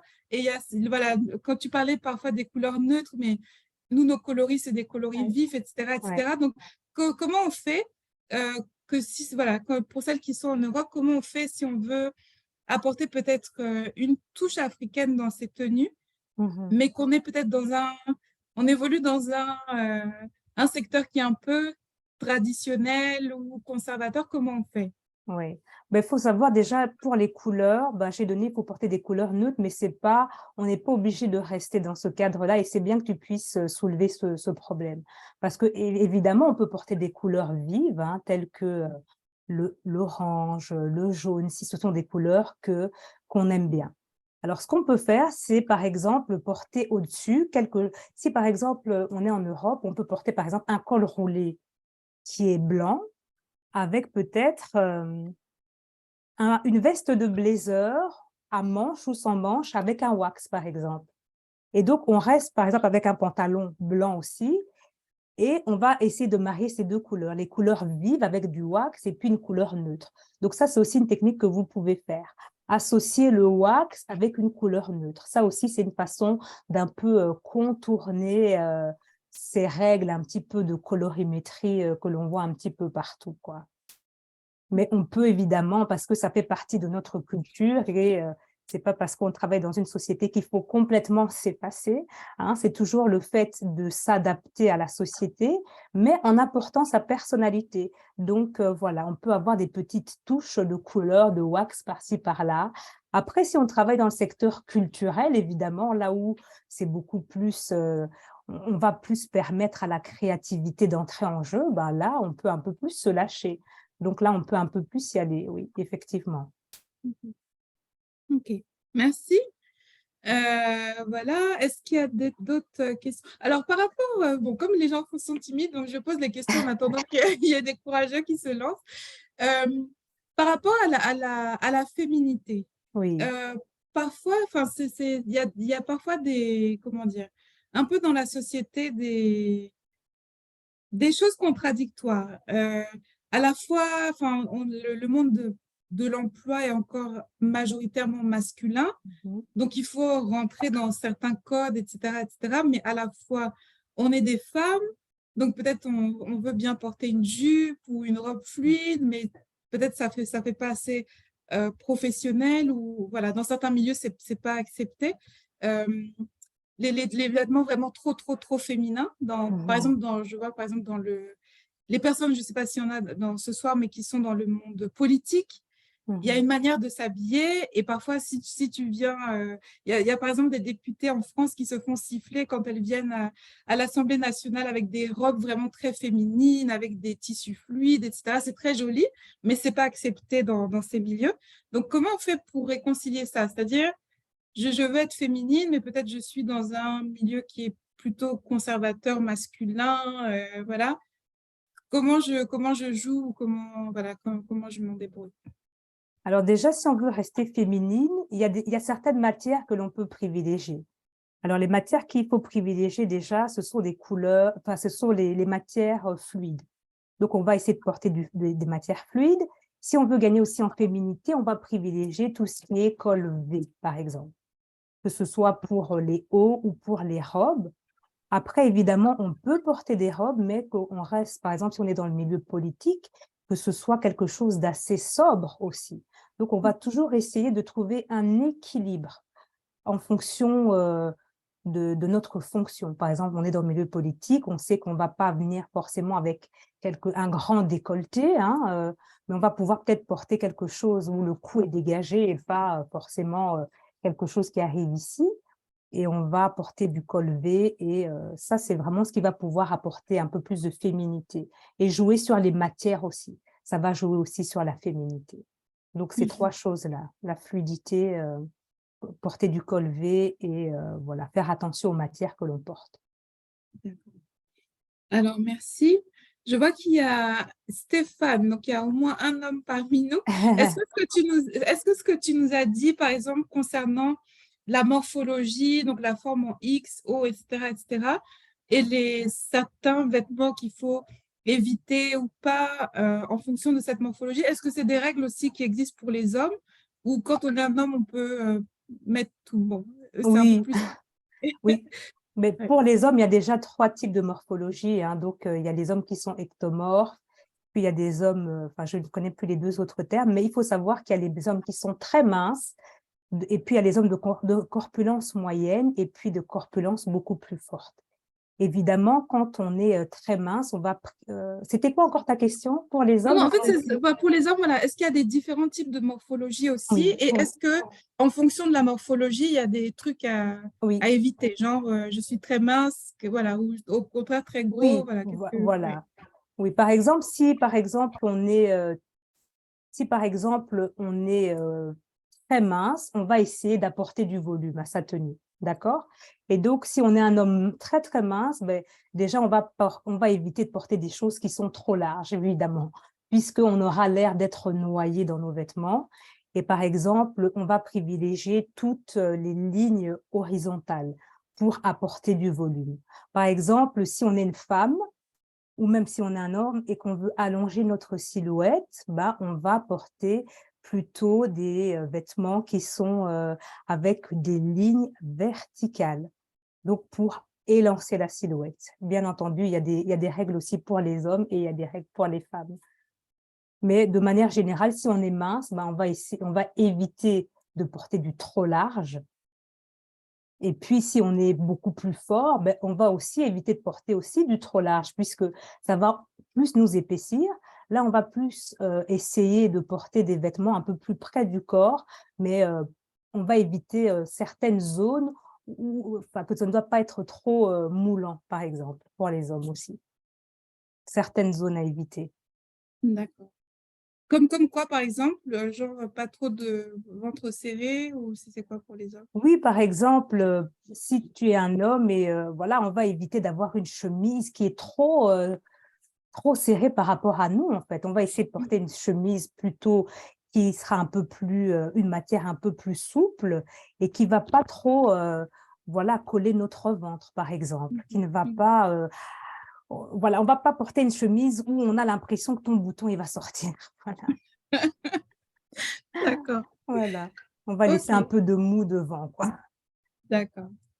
Alors, il y a une question de Feriel. Pour une femme de forme X, est-il possible de porter quelques articles un peu larges? Tout à fait, c'est possible. Et ici, ça sera toute une question d'équilibre, d'accord? Ça veut dire que quand on est très mince, on peut porter aussi du large, mais il y a la règle de l'harmonie. Ça veut dire, si j'ai décidé de porter un vêtement, je veux porter du large, je vais privilégier peut-être pas le vêtement large sur l'ensemble de mon corps. Donc peut-être au-dessus, je vais porter une blouse un peu plus large, mais en bas, je vais essayer de porter quelque chose un peu plus près du corps. Parce que si on est fort mince, il ne faut pas qu'on soit noyé dans nos vêtements aussi. Parce que alors ça fait vraiment l'effet inverse et voilà, il n'y a pas d'harmonie. Donc, il faut toujours retenir cette règle d'harmonie, c'est que si je porte quelque chose de large au-dessus, je vais privilégier quelque chose d'un peu plus près du corps dans le bas. Et vice-versa, si je porte quelque chose d'un peu plus large vers le bas, je vais privilégier quelque chose, un vêtement, un peu plus près du corps au-dessus. OK. Alors, il y a voilà, alors pour les coiffures et tresses africaines, le marron, rouge, bordeaux pour les mèches, ça passe ou pas ou que des mèches noires uniquement? Alors moi, j'ai toujours dit, le mot d'ordre, la règle d'or, c'est de rester sobre, d'accord? Maintenant, est-ce que toi, dans le milieu dans lequel tu travailles ou dans le milieu dans lequel tu veux postuler, est-ce que tu penses que du marron, du rouge bordeaux, ça va passer? C'est ça aussi. Pour les tresses, évidemment, on peut venir, les tresses, ça fait partie de notre culture, donc on peut très bien aller avec des tresses au boulot parce que ça fait partie de notre, voilà, de notre bagage, de notre héritage, hein. Il ne faut pas qu'on soit dénaturé complètement. Mais maintenant, si c'est des tresses marron, rouge, moi, je te dirais, si tu es par exemple dans le milieu un peu plus artistique ou si tu es vendeuse dans un magasin tel que Zara ou quoi, bah là, on est dans le secteur de la mode. Et là, oui, tu peux y aller, évidemment. Mais après, voilà, il faut trouver le bon équilibre. Est-ce que cette couleur-là, c'est un peu borderline ou pas? Donc, c'est vraiment à toi aussi de juger et de te dire, ben tiens, est-ce que ce type de couleur, ça colle avec les codes de l'entreprise dans laquelle je travaille? Donc, c'est toute une question de réflexion que tu peux te poser en fonction du secteur dans lequel tu es aussi. Je ne sais pas si tu peux rajouter quelque chose, coach Rosemary, Oui, voilà. à ce En fait, niveau-là. je dirais, bon, je dirais que peut-être le noir, c'est là où on est sûr de ne pas se Oui, tromper. voilà. Le marron, éventuellement, en fonction de ta carnation, Oui. parce que tu peux avoir le teint un peu clair et du coup, marron, enfin, ça fait presque ton sur ton, donc ça ne choque pas. Je dirais le bordeaux, là, c'est là où, à partir du bordeaux, il faut vraiment réfléchir en fonction voilà, en fonction du secteur d'activité et en fonction de l'entreprise, hein. Euh, Bordeaux dans la finance ou le juridique, par exemple, je pense que c'est un peu too much, un peu too much. Il y a vraiment des métiers où c'est très, très, très conservateur. Donc, dans ce type de secteur-là, les secteurs que je vous ai cités, d'abord les secteurs de contact avec la clientèle. Je pense que dans un premier temps, il faut vraiment être prudent et voir ce que font les autres collègues. Et maintenant, il y a l'audit, la finance, le juridique, le conseil, tous ces métiers-là qui sont vraiment archi conservateurs, je dirais, aller pour le noir, le marron. Maintenant, les couleurs un peu trop olé olé, blond, jaune, façon jaune poussin, violet, vert, bleu, voilà. Bon, il faut vraiment… Bordeaux, il y a des Bordeaux qui sont foncés, qui font très jolis. Je pense que ça dépend un peu du teint de la personne. Mais tout ce qui est un peu trop flashy, trop fashion, là, il faut vraiment éviter. En fait, ce que vous voulez éviter, c'est-à-dire, c'est que on retienne votre tenue plus que votre entretien, plus que votre prestation, en fait. Donc, il faut être professionnel, clean, propre. Oui. Mais si à la fin de votre entretien, on retient seulement la manière dont vous étiez habillé, que vous étiez en jaune poussin avec des cheveux bleus, bon, bah, vous avez déjà raté, en fait. Voilà. Le but, c'est qu'on retienne aussi ce que vous allez dire, ce que vous allez dire à l'entretien, et pas que la personne soit obnubilée par votre look ou la couleur de vos cheveux et que du coup, vous passiez à côté. Voilà. Et je voulais rajouter aussi quelque chose que tu as dit, coach Rosemary. C'est vraiment faire attention aussi que la couleur que l'on veut porter nous aille au teint. Parce que ça, c'est vraiment un critère important. Et il faut toujours essayer de bien se regarder dans le miroir et de voir si la couleur que je mets à côté de moi, est-ce que ça illumine mon teint ou ça l'assombrit. Si par exemple, vous regardez ici, je prends une feuille de papier et que je mets ici comme ça. Vous allez voir, vous allez voir, c'est la technique du draping. Donc, c'est une technique qui permet de voir un petit peu sa colorimétrie. Donc, les couleurs qui nous vont bien au teint. Donc, vous pouvez placer, par exemple, voilà, soit un vêtement ou la couleur de cheveux que je veux porter et faire cette… voilà, voir si, à mon contact, comme ça, si ça illumine mon teint ou pas. Et en fonction de ça, vous allez voir. Ici, vous voyez que le fait que j'ai mis cette feuille blanche, ça illumine plus mon teint qu'autre chose. Donc, c'est une couleur avec laquelle vous pouvez y aller. Mais avec les cheveux, vous pouvez faire aussi cette même technique. Vous pouvez regarder, est-ce que ça va aller à mon teint? Est-ce que je ne suis pas trop foncée pour mettre cette couleur ou pas, ou ce genre de choses? Et voilà. Alors, il y a Lisette qui demande, est-ce qu'il sera possible d'avoir le support de présentation et tes contacts? Oui, vous aurez les contacts de la coach Medina. Oui, je vais vous donner à la fin les contacts. Alors, et pour les turbans et attachés tête dans le secteur audit, bancaire ou financier, et dans le cas d'un indépendant ou entrepreneur, faut-il aussi rester formel? Alors, oui, merci Leslie pour ta question. Quand tu parles de turban, ok, oui, de toute façon, on se présente tel que l'on est, hein, donc de toute façon, quand on postule quelque part, on essaye de rester soi avec ses valeurs. Et donc, que ce soit dans le secteur de l'audit ou que ce soit qu'on soit indépendant ou pas, si le turban fait partie de notre culture, on doit mettre ça en avant, bien entendu. On ne va pas essayer de se présenter sous un autre jour. Et voilà, on a nos valeurs, on a nos principes, donc on se présente tel que nous sommes. Et après, on fait sa mise en beauté aussi. Voilà, on va essayer de miser sur une belle mise en beauté, mais on se présente toujours tel que nous sommes. On aligne notre personnalité aussi. On ne va pas essayer de s'effacer parce que c'est un job, patati patata. Donc voilà, j'espère que j'ai répondu à ta question. Et coach Rosemary, je ne sais pas si tu as quelque chose à rajouter par rapport à ça. Après, je dirais par rapport au turban, il y a c'est-à-dire il y a des manières d'attacher le turban qui sont plus classe que d'autres.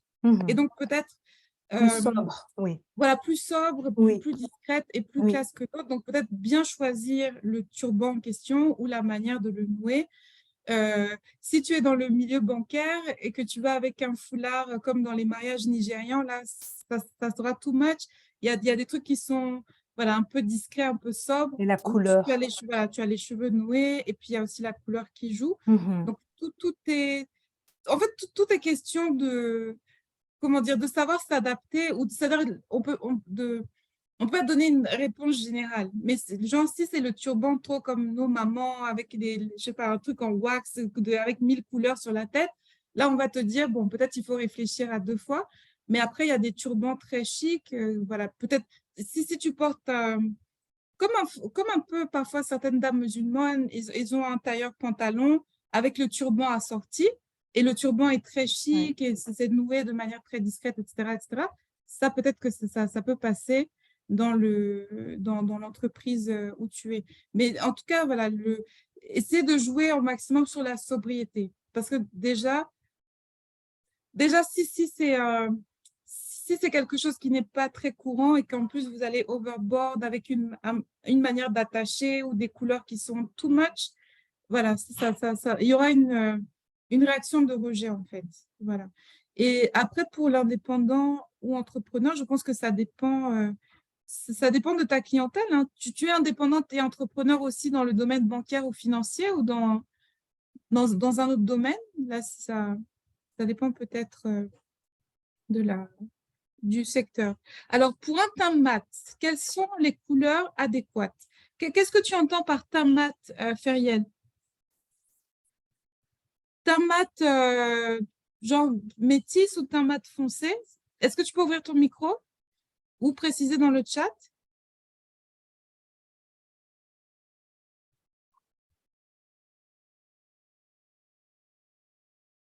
Attends, je Teint pense mat qu'elle a... métis, métis, oui, métis. Ah, d'accord.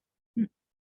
Alors, j'ai pas compris la question. Pour un teint En mat, fait, quelles sont les couleurs c'est-à-dire adéquates? quelles couleurs font ressortir peut-être quelqu'un qui a un teint métis, sur quelle couleur il doit… si j'ai la carnation de Beyoncé, Mhm. par exemple, je privilégie quoi dans ma garde-robe? Mais de manière générale, hein, parce que ici, bon, déjà, je ne vois pas la photo de la fille, enfin de Feriel, mais de manière générale, quand on a un teint mat, il faut privilégier des couleurs chaudes. Alors, ce que j'appelle par couleur chaude, c'est du bordeaux, c'est du rouge. On peut porter du rose, mais un peu plus, qui va vers le rouge. Donc, ce genre de couleur aussi, vous pouvez privilégier. En termes de maquillage, hein, ici, je dis. Maintenant, en termes, oui, c'est ça, parce qu'elle a dit par rapport au teint. Donc, tu peux privilégier les couleurs chaudes de manière générale, telles que le bordeaux. Et Le... pour le vêtement, il y a des couleurs, voilà, est-ce que je m'habille en pastel, je mets du vert olive, Alors, là, tout dépend aussi de la personne. Il faut faire un test de colorimétrie et voir les couleurs qui nous vont le mieux au teint. Mais de manière générale, si on ne veut pas se tromper, qu'on ne veut pas être vraiment à côté de la plaque, on va privilégier les couleurs neutres. Ce que j'appelle par couleur neutre, c'est le blanc, le noir, le bordeaux, le bleu marine. Donc, des couleurs qui sont un peu plus passe-partout.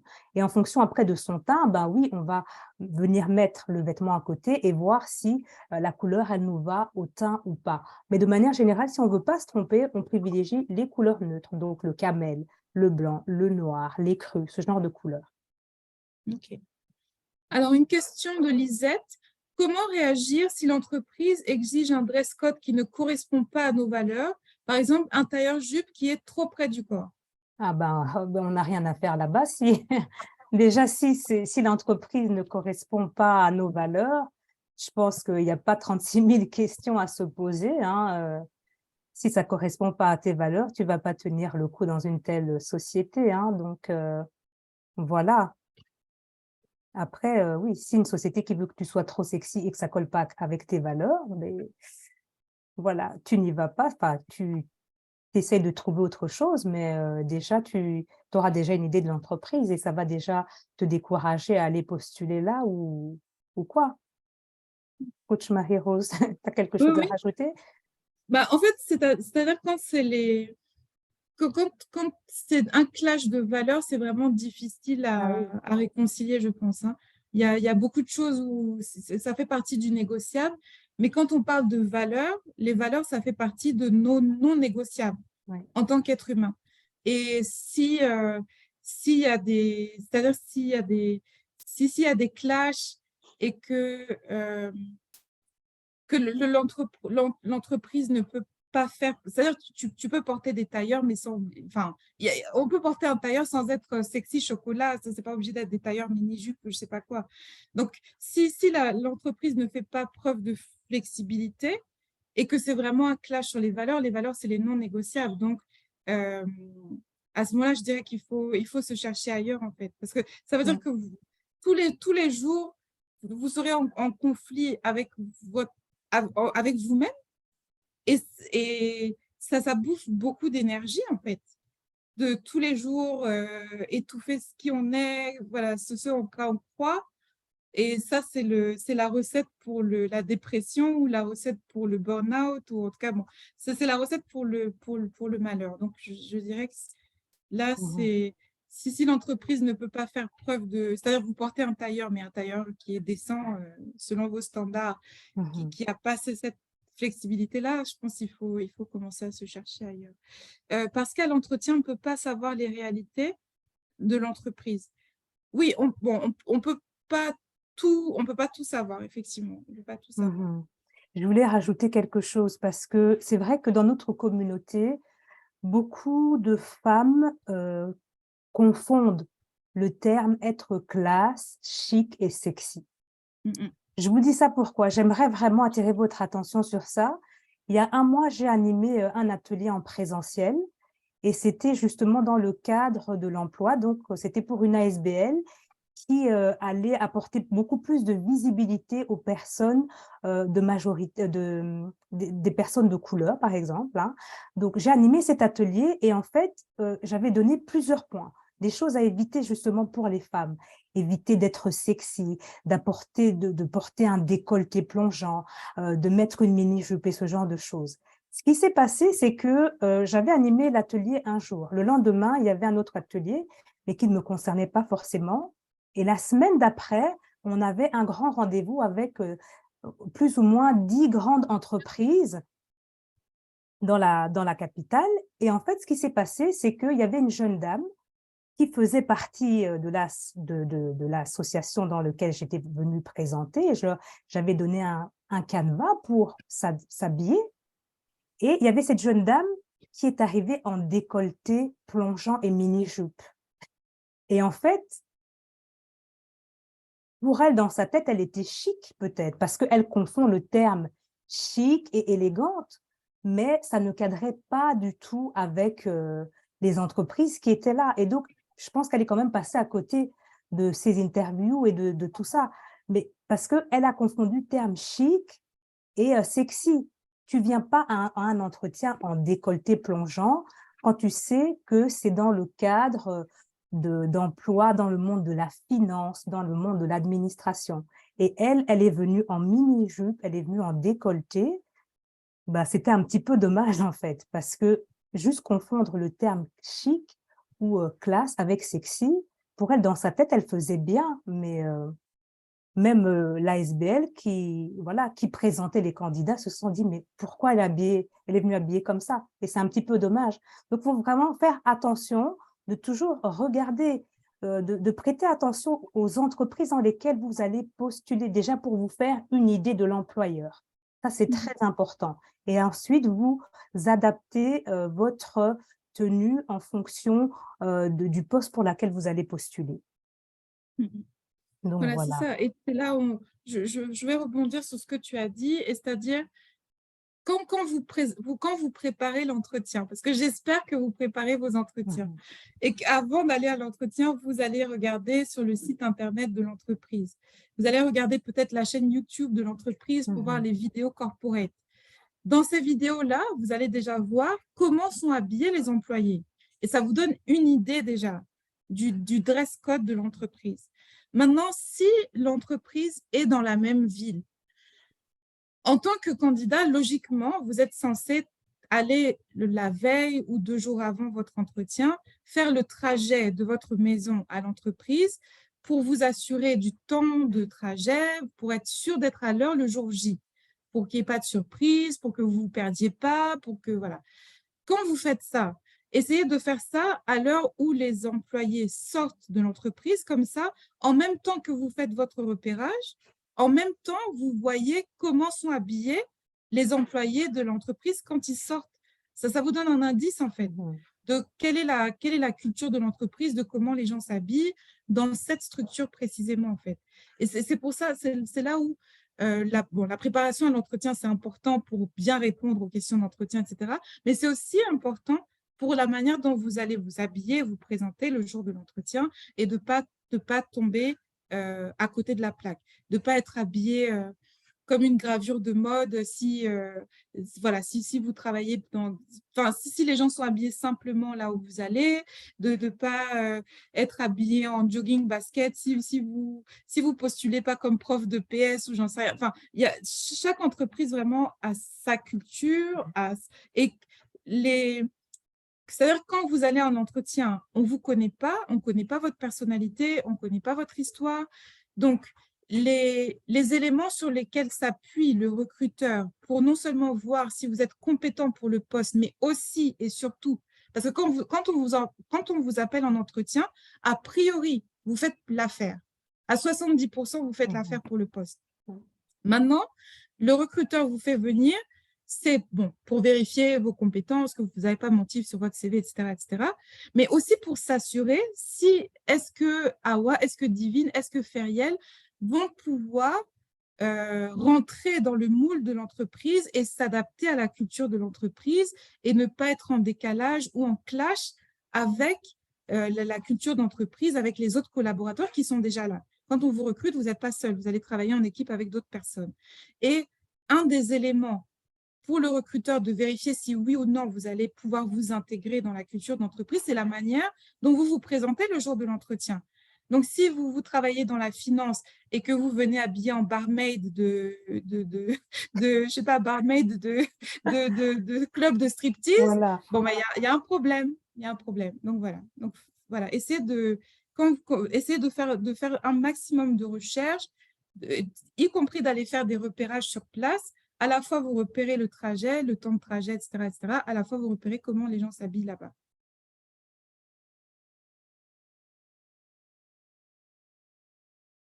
Alors, est-ce qu'on a encore des questions? J'ai vu. Alors, oui, Fariette demandait, est-ce que dans le cas d'exigence, est-ce qu'on ne peut pas prendre juste la veste au lieu de toute la tenue? Ça, c'est des choses à discuter avec l'employeur, en fait.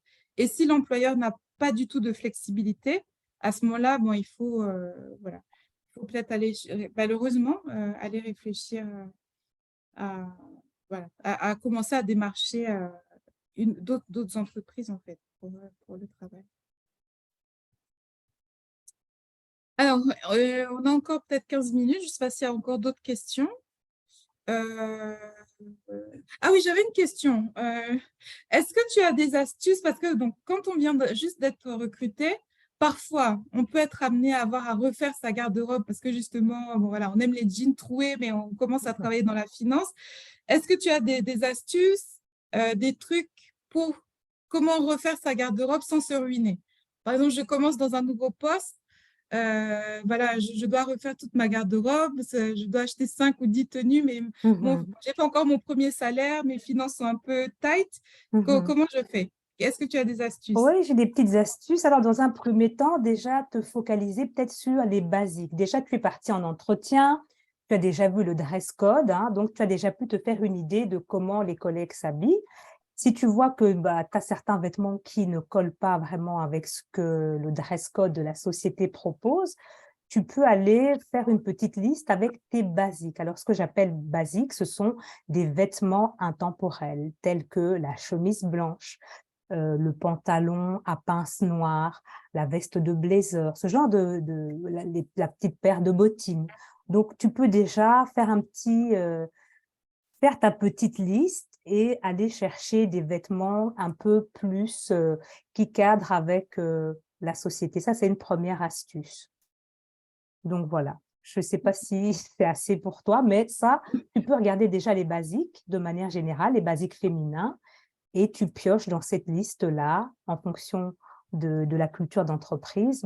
Qu'est-ce qui déjà passe partout? C'est tout ce qui est chemise blanche ou blouse un peu fluide, ce genre de choses. Donc ça, tu peux déjà faire très bonne impression juste en mettant une chemise blanche, un pantalon noir. Après, tu peux aussi, si dans la société dans laquelle tu travailles, ben, il y a plus des jeans, ce genre de choses, aussi porter un jean avec une jolie chemise. Mhm. Ok. Alors, est-ce qu'il y a encore d'autres questions?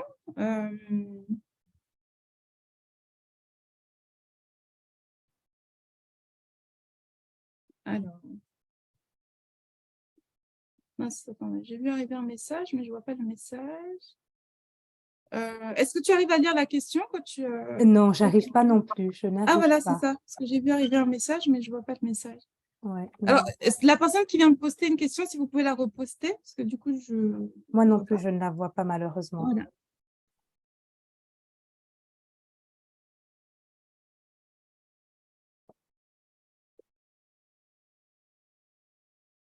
Alors, d'autres questions? Allez-y, hein, profitez-en. Awa, Divine, Feriel, Lisette, Larissa, Leslie, Stéphane, même Stéphane, Valérie, Délodie. Est-ce que vous avez des questions? Que ce soit voilà, pour comment dire, les entretiens, ok, Leslie, pas de questions, les entretiens, la progression de carrière, ou même le domaine des affaires, en fait, dont on n'a pas, on a un peu moins parlé. Peut-être, voilà, comment démarcher des clients, comment se présenter voilà, pour démarcher des clients. N'hésitez pas, allez-y. Où tout était clair.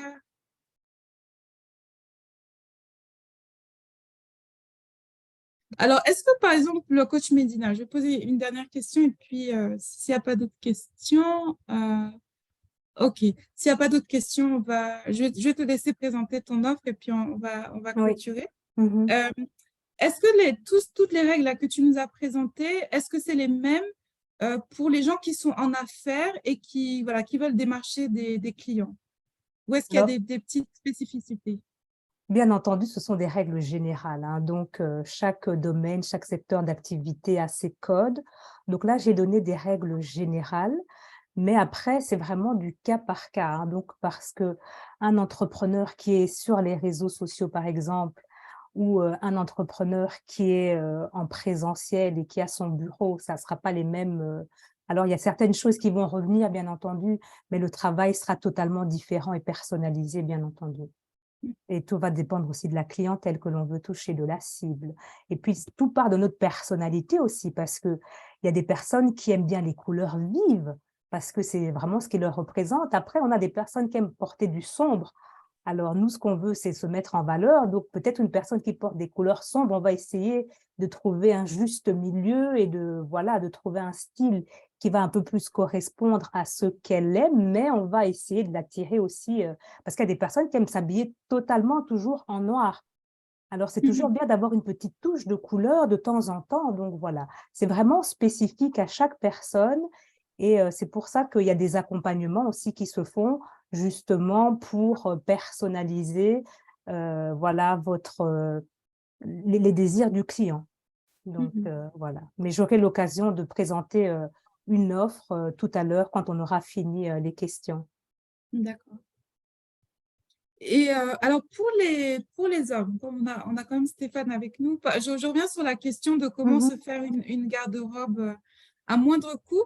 Alors, j'avais vu, c'était un post d'un Américain, je ne sais pas trop ce qu'il faisait, qui disait en fait que pour les hommes, par exemple, on achète juste 3 costumes.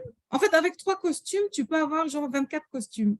Tu prends un costume. Ah voilà, j'ai vu que Stéphane a levé la main. Alors, un costume noir, enfin 3 basiques, quoi, noir, mhm. gris, bleu marine. Et après, tu mixes. C'est-à-dire que tu peux mettre soit complet, soit la veste avec les pantalons. Et avec quelques costumes, ça te fait 1000 costumes. Est-ce que tu confirmes? Et Stéphane, si tu peux ouvrir ton micro pour poser ta question. Et on a aussi une question de Lisette. Après, je pense Mhm. on va arrêter. Stéphane, si tu peux ouvrir ton micro. J'ai vu ta main levée. Ok, bonsoir, bonsoir au panel. Bonsoir, bonsoir. Bonsoir. Oui, moi j'ai bien suivi, j'ai beaucoup appris. J'ai j'ai appris certaines informations. Il y a d'autres que je connaissais déjà et il y a de nouvelles informations que j'ai pu apprendre aujourd'hui. Alors moi j'ai deux questions. Ma première question, c'est de savoir, par exemple, tu es salarié, tu as ton entreprise, tu as ta marque de vêtements à côté. Est-ce que tu peux personnaliser tes vêtements, ta tenue de travail parce que tu vas au boulot, par exemple? Et la deuxième question, c'est concernant les, les basiques, la garde-robe masculine. Moi, par exemple, je sais que je suis abonné au site Benoît Bonnegueule et qui donne de très, Ah très bons oui. conseils. Donc, du coup, Mhm. ouais, concernant les basiques, oui, il y a déjà de très, très bons conseils qui sont à donner dessus. Oui. Et ta question sur les basiques des hommes, c'est… Concernant les basiques des hommes, c'est de savoir. C'est vrai il faut s'adapter en fonction du secteur, mais ici, par exemple, tu n'as pas les basiques, c'est ton premier entretien. Comment est-ce que tu fais? Alors déjà ouais, ok, merci déjà Stéphane pour ta question. Il faut savoir que donc oui, tout comme pour les femmes, il existe des basiques pour les hommes. Alors les basiques pour les hommes, ça va être aussi la chemise blanche, ça va être le pantalon classique, ça va être la veste de blazer, ça sera le t-shirt, ça sera le pull, ça sera par exemple une jolie paire de chaussures en cuir. Donc il existe des basiques pour les hommes. Maintenant, pour adapter cela à ton secteur d'activité, si tu n'as pas les vêtements adéquats, bon, je ne sais pas dans où est-ce que tu vis ou quoi, mais ici, par exemple, je sais qu'en Belgique, il y a des ASBL qui aident justement les personnes qui recherchent de l'emploi. Les personnes peuvent louer les vêtements, donc elles peuvent emprunter. Donc, il faudrait peut-être chercher ce genre d'ASBL ou d'association qui permet, par exemple, aux personnes qui n'ont pas les moyens d'avoir les vêtements adéquats pour leur entretien d'embauche, d'aller les emprunter. Donc, il faut déjà faire une petite recherche à ce niveau-là. Si, par exemple, là où tu habites, il n'y a pas ce genre d'organisme ou d'association, ben, tu peux toujours aller emprunter peut-être à quelqu'un de proche et que tu sais que la personne, elle est clean et voilà.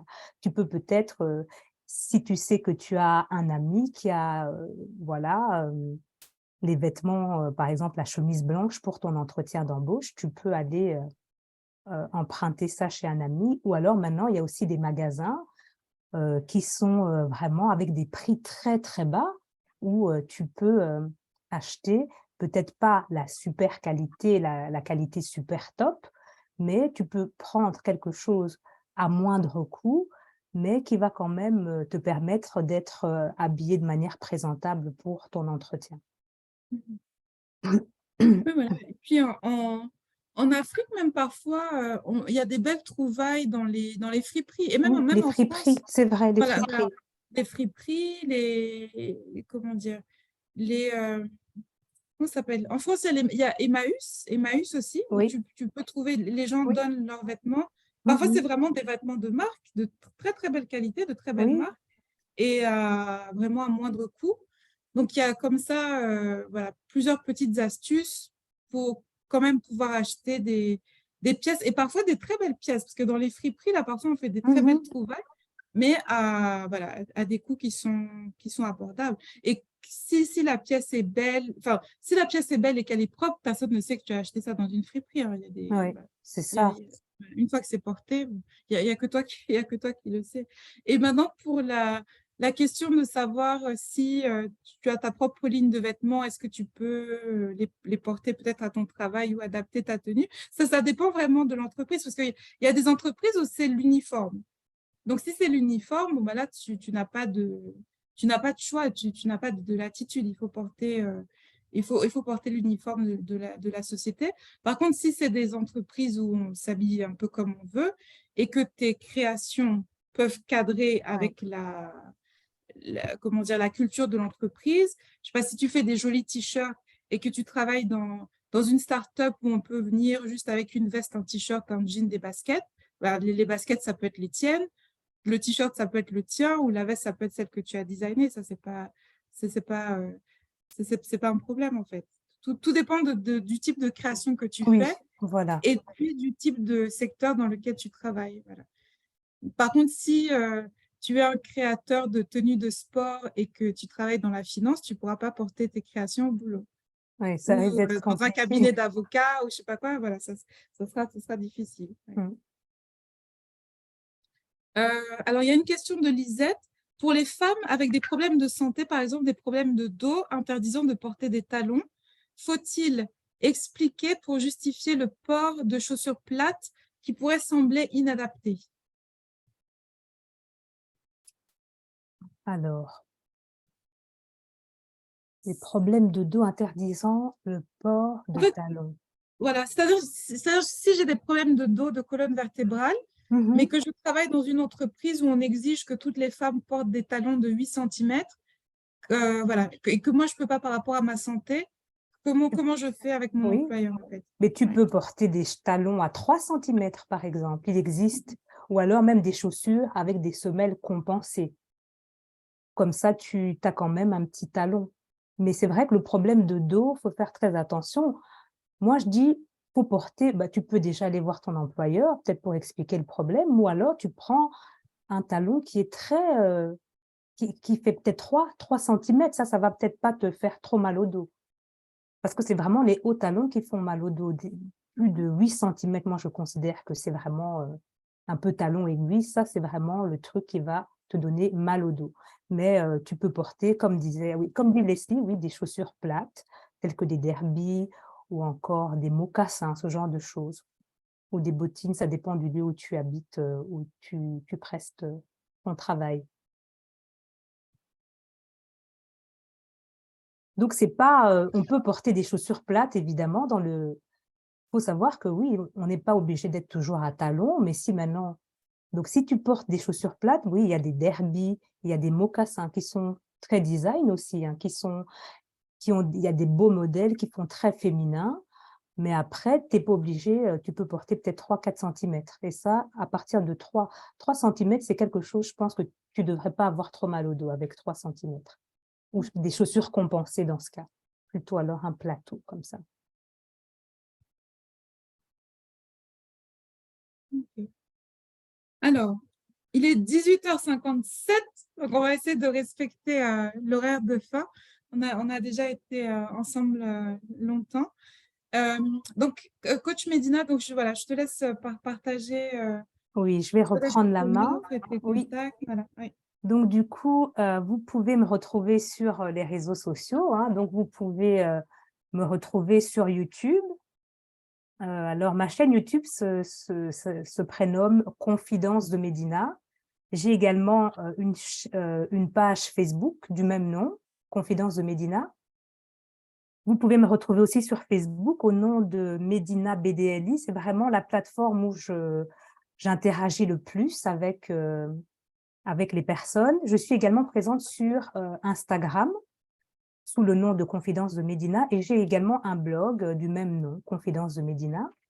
Alors, pour les personnes qui souhaitent aller un petit peu plus loin et qui voudraient vraiment avoir un accompagnement personnalisé, exceptionnellement pendant 48 heures, donc vous avez jusque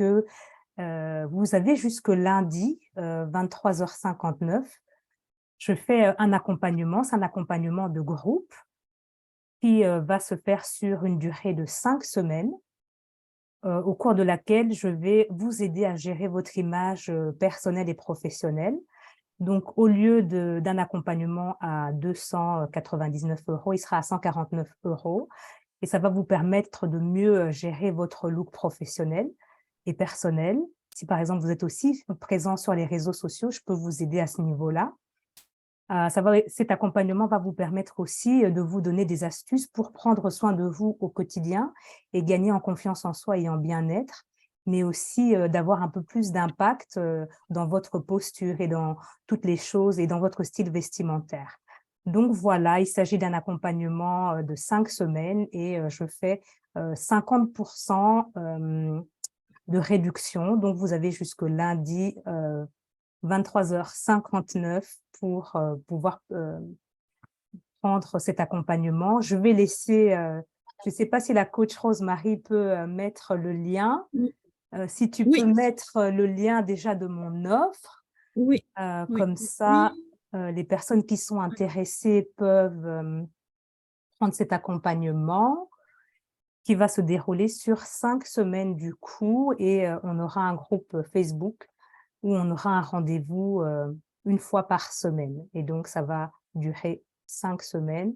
On va apprendre aussi, toutes les techniques de colorimétrie.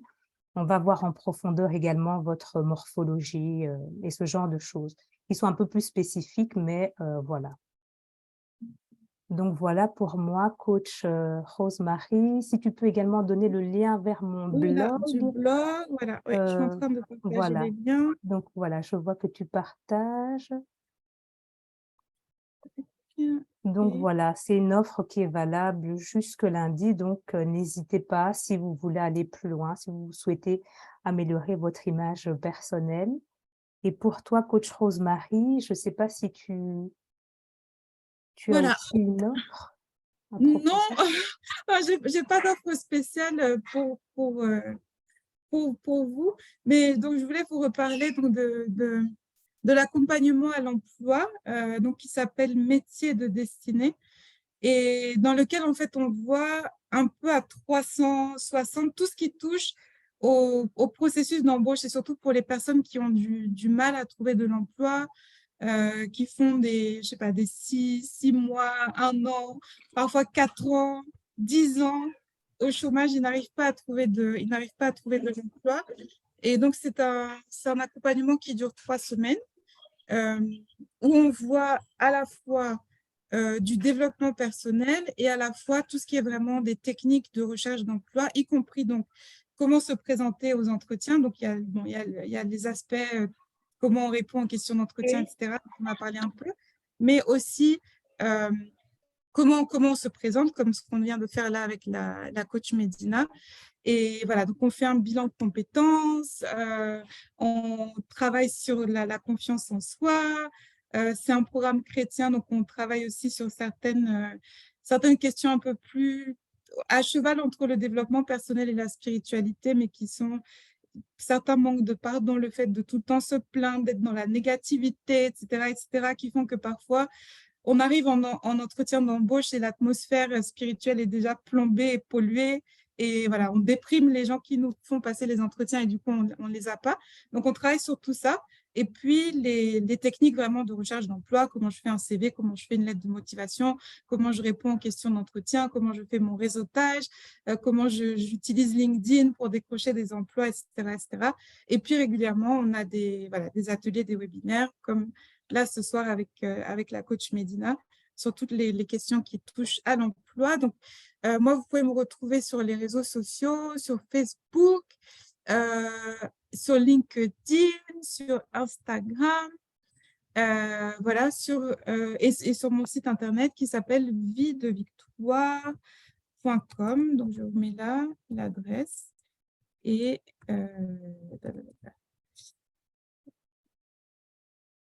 voilà. Alors, videvictoire.com.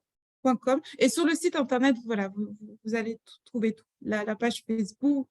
Il y a aussi le YouTube Vie de Victoire avec les témoignages des personnes qui ont déjà fait la formation et qui ont retrouvé de l'emploi. Voilà. Donc, en tout cas, merci à tous et toutes pour votre inscription, votre participation, vos questions. C'était vraiment très intéressant. Et puis, j'espère que vous aussi, vous avez retiré beaucoup de choses de cette présentation. Et voilà, donc on va vous envoyer en tout cas pour les personnes qui étaient inscrites, vous allez recevoir le replay de la présentation de ce soir. Donc, il y a des personnes qui m'ont demandé les slides, mais en fait, les slides, vous les aurez dans le replay de la présentation. Oui. Donc, voilà, vous allez avoir le replay, donc il y aura tout dedans. Voilà. Donc, bonne soirée à tous et Bonne toutes. soirée Voilà. Merci encore. et encore merci pour votre participation. À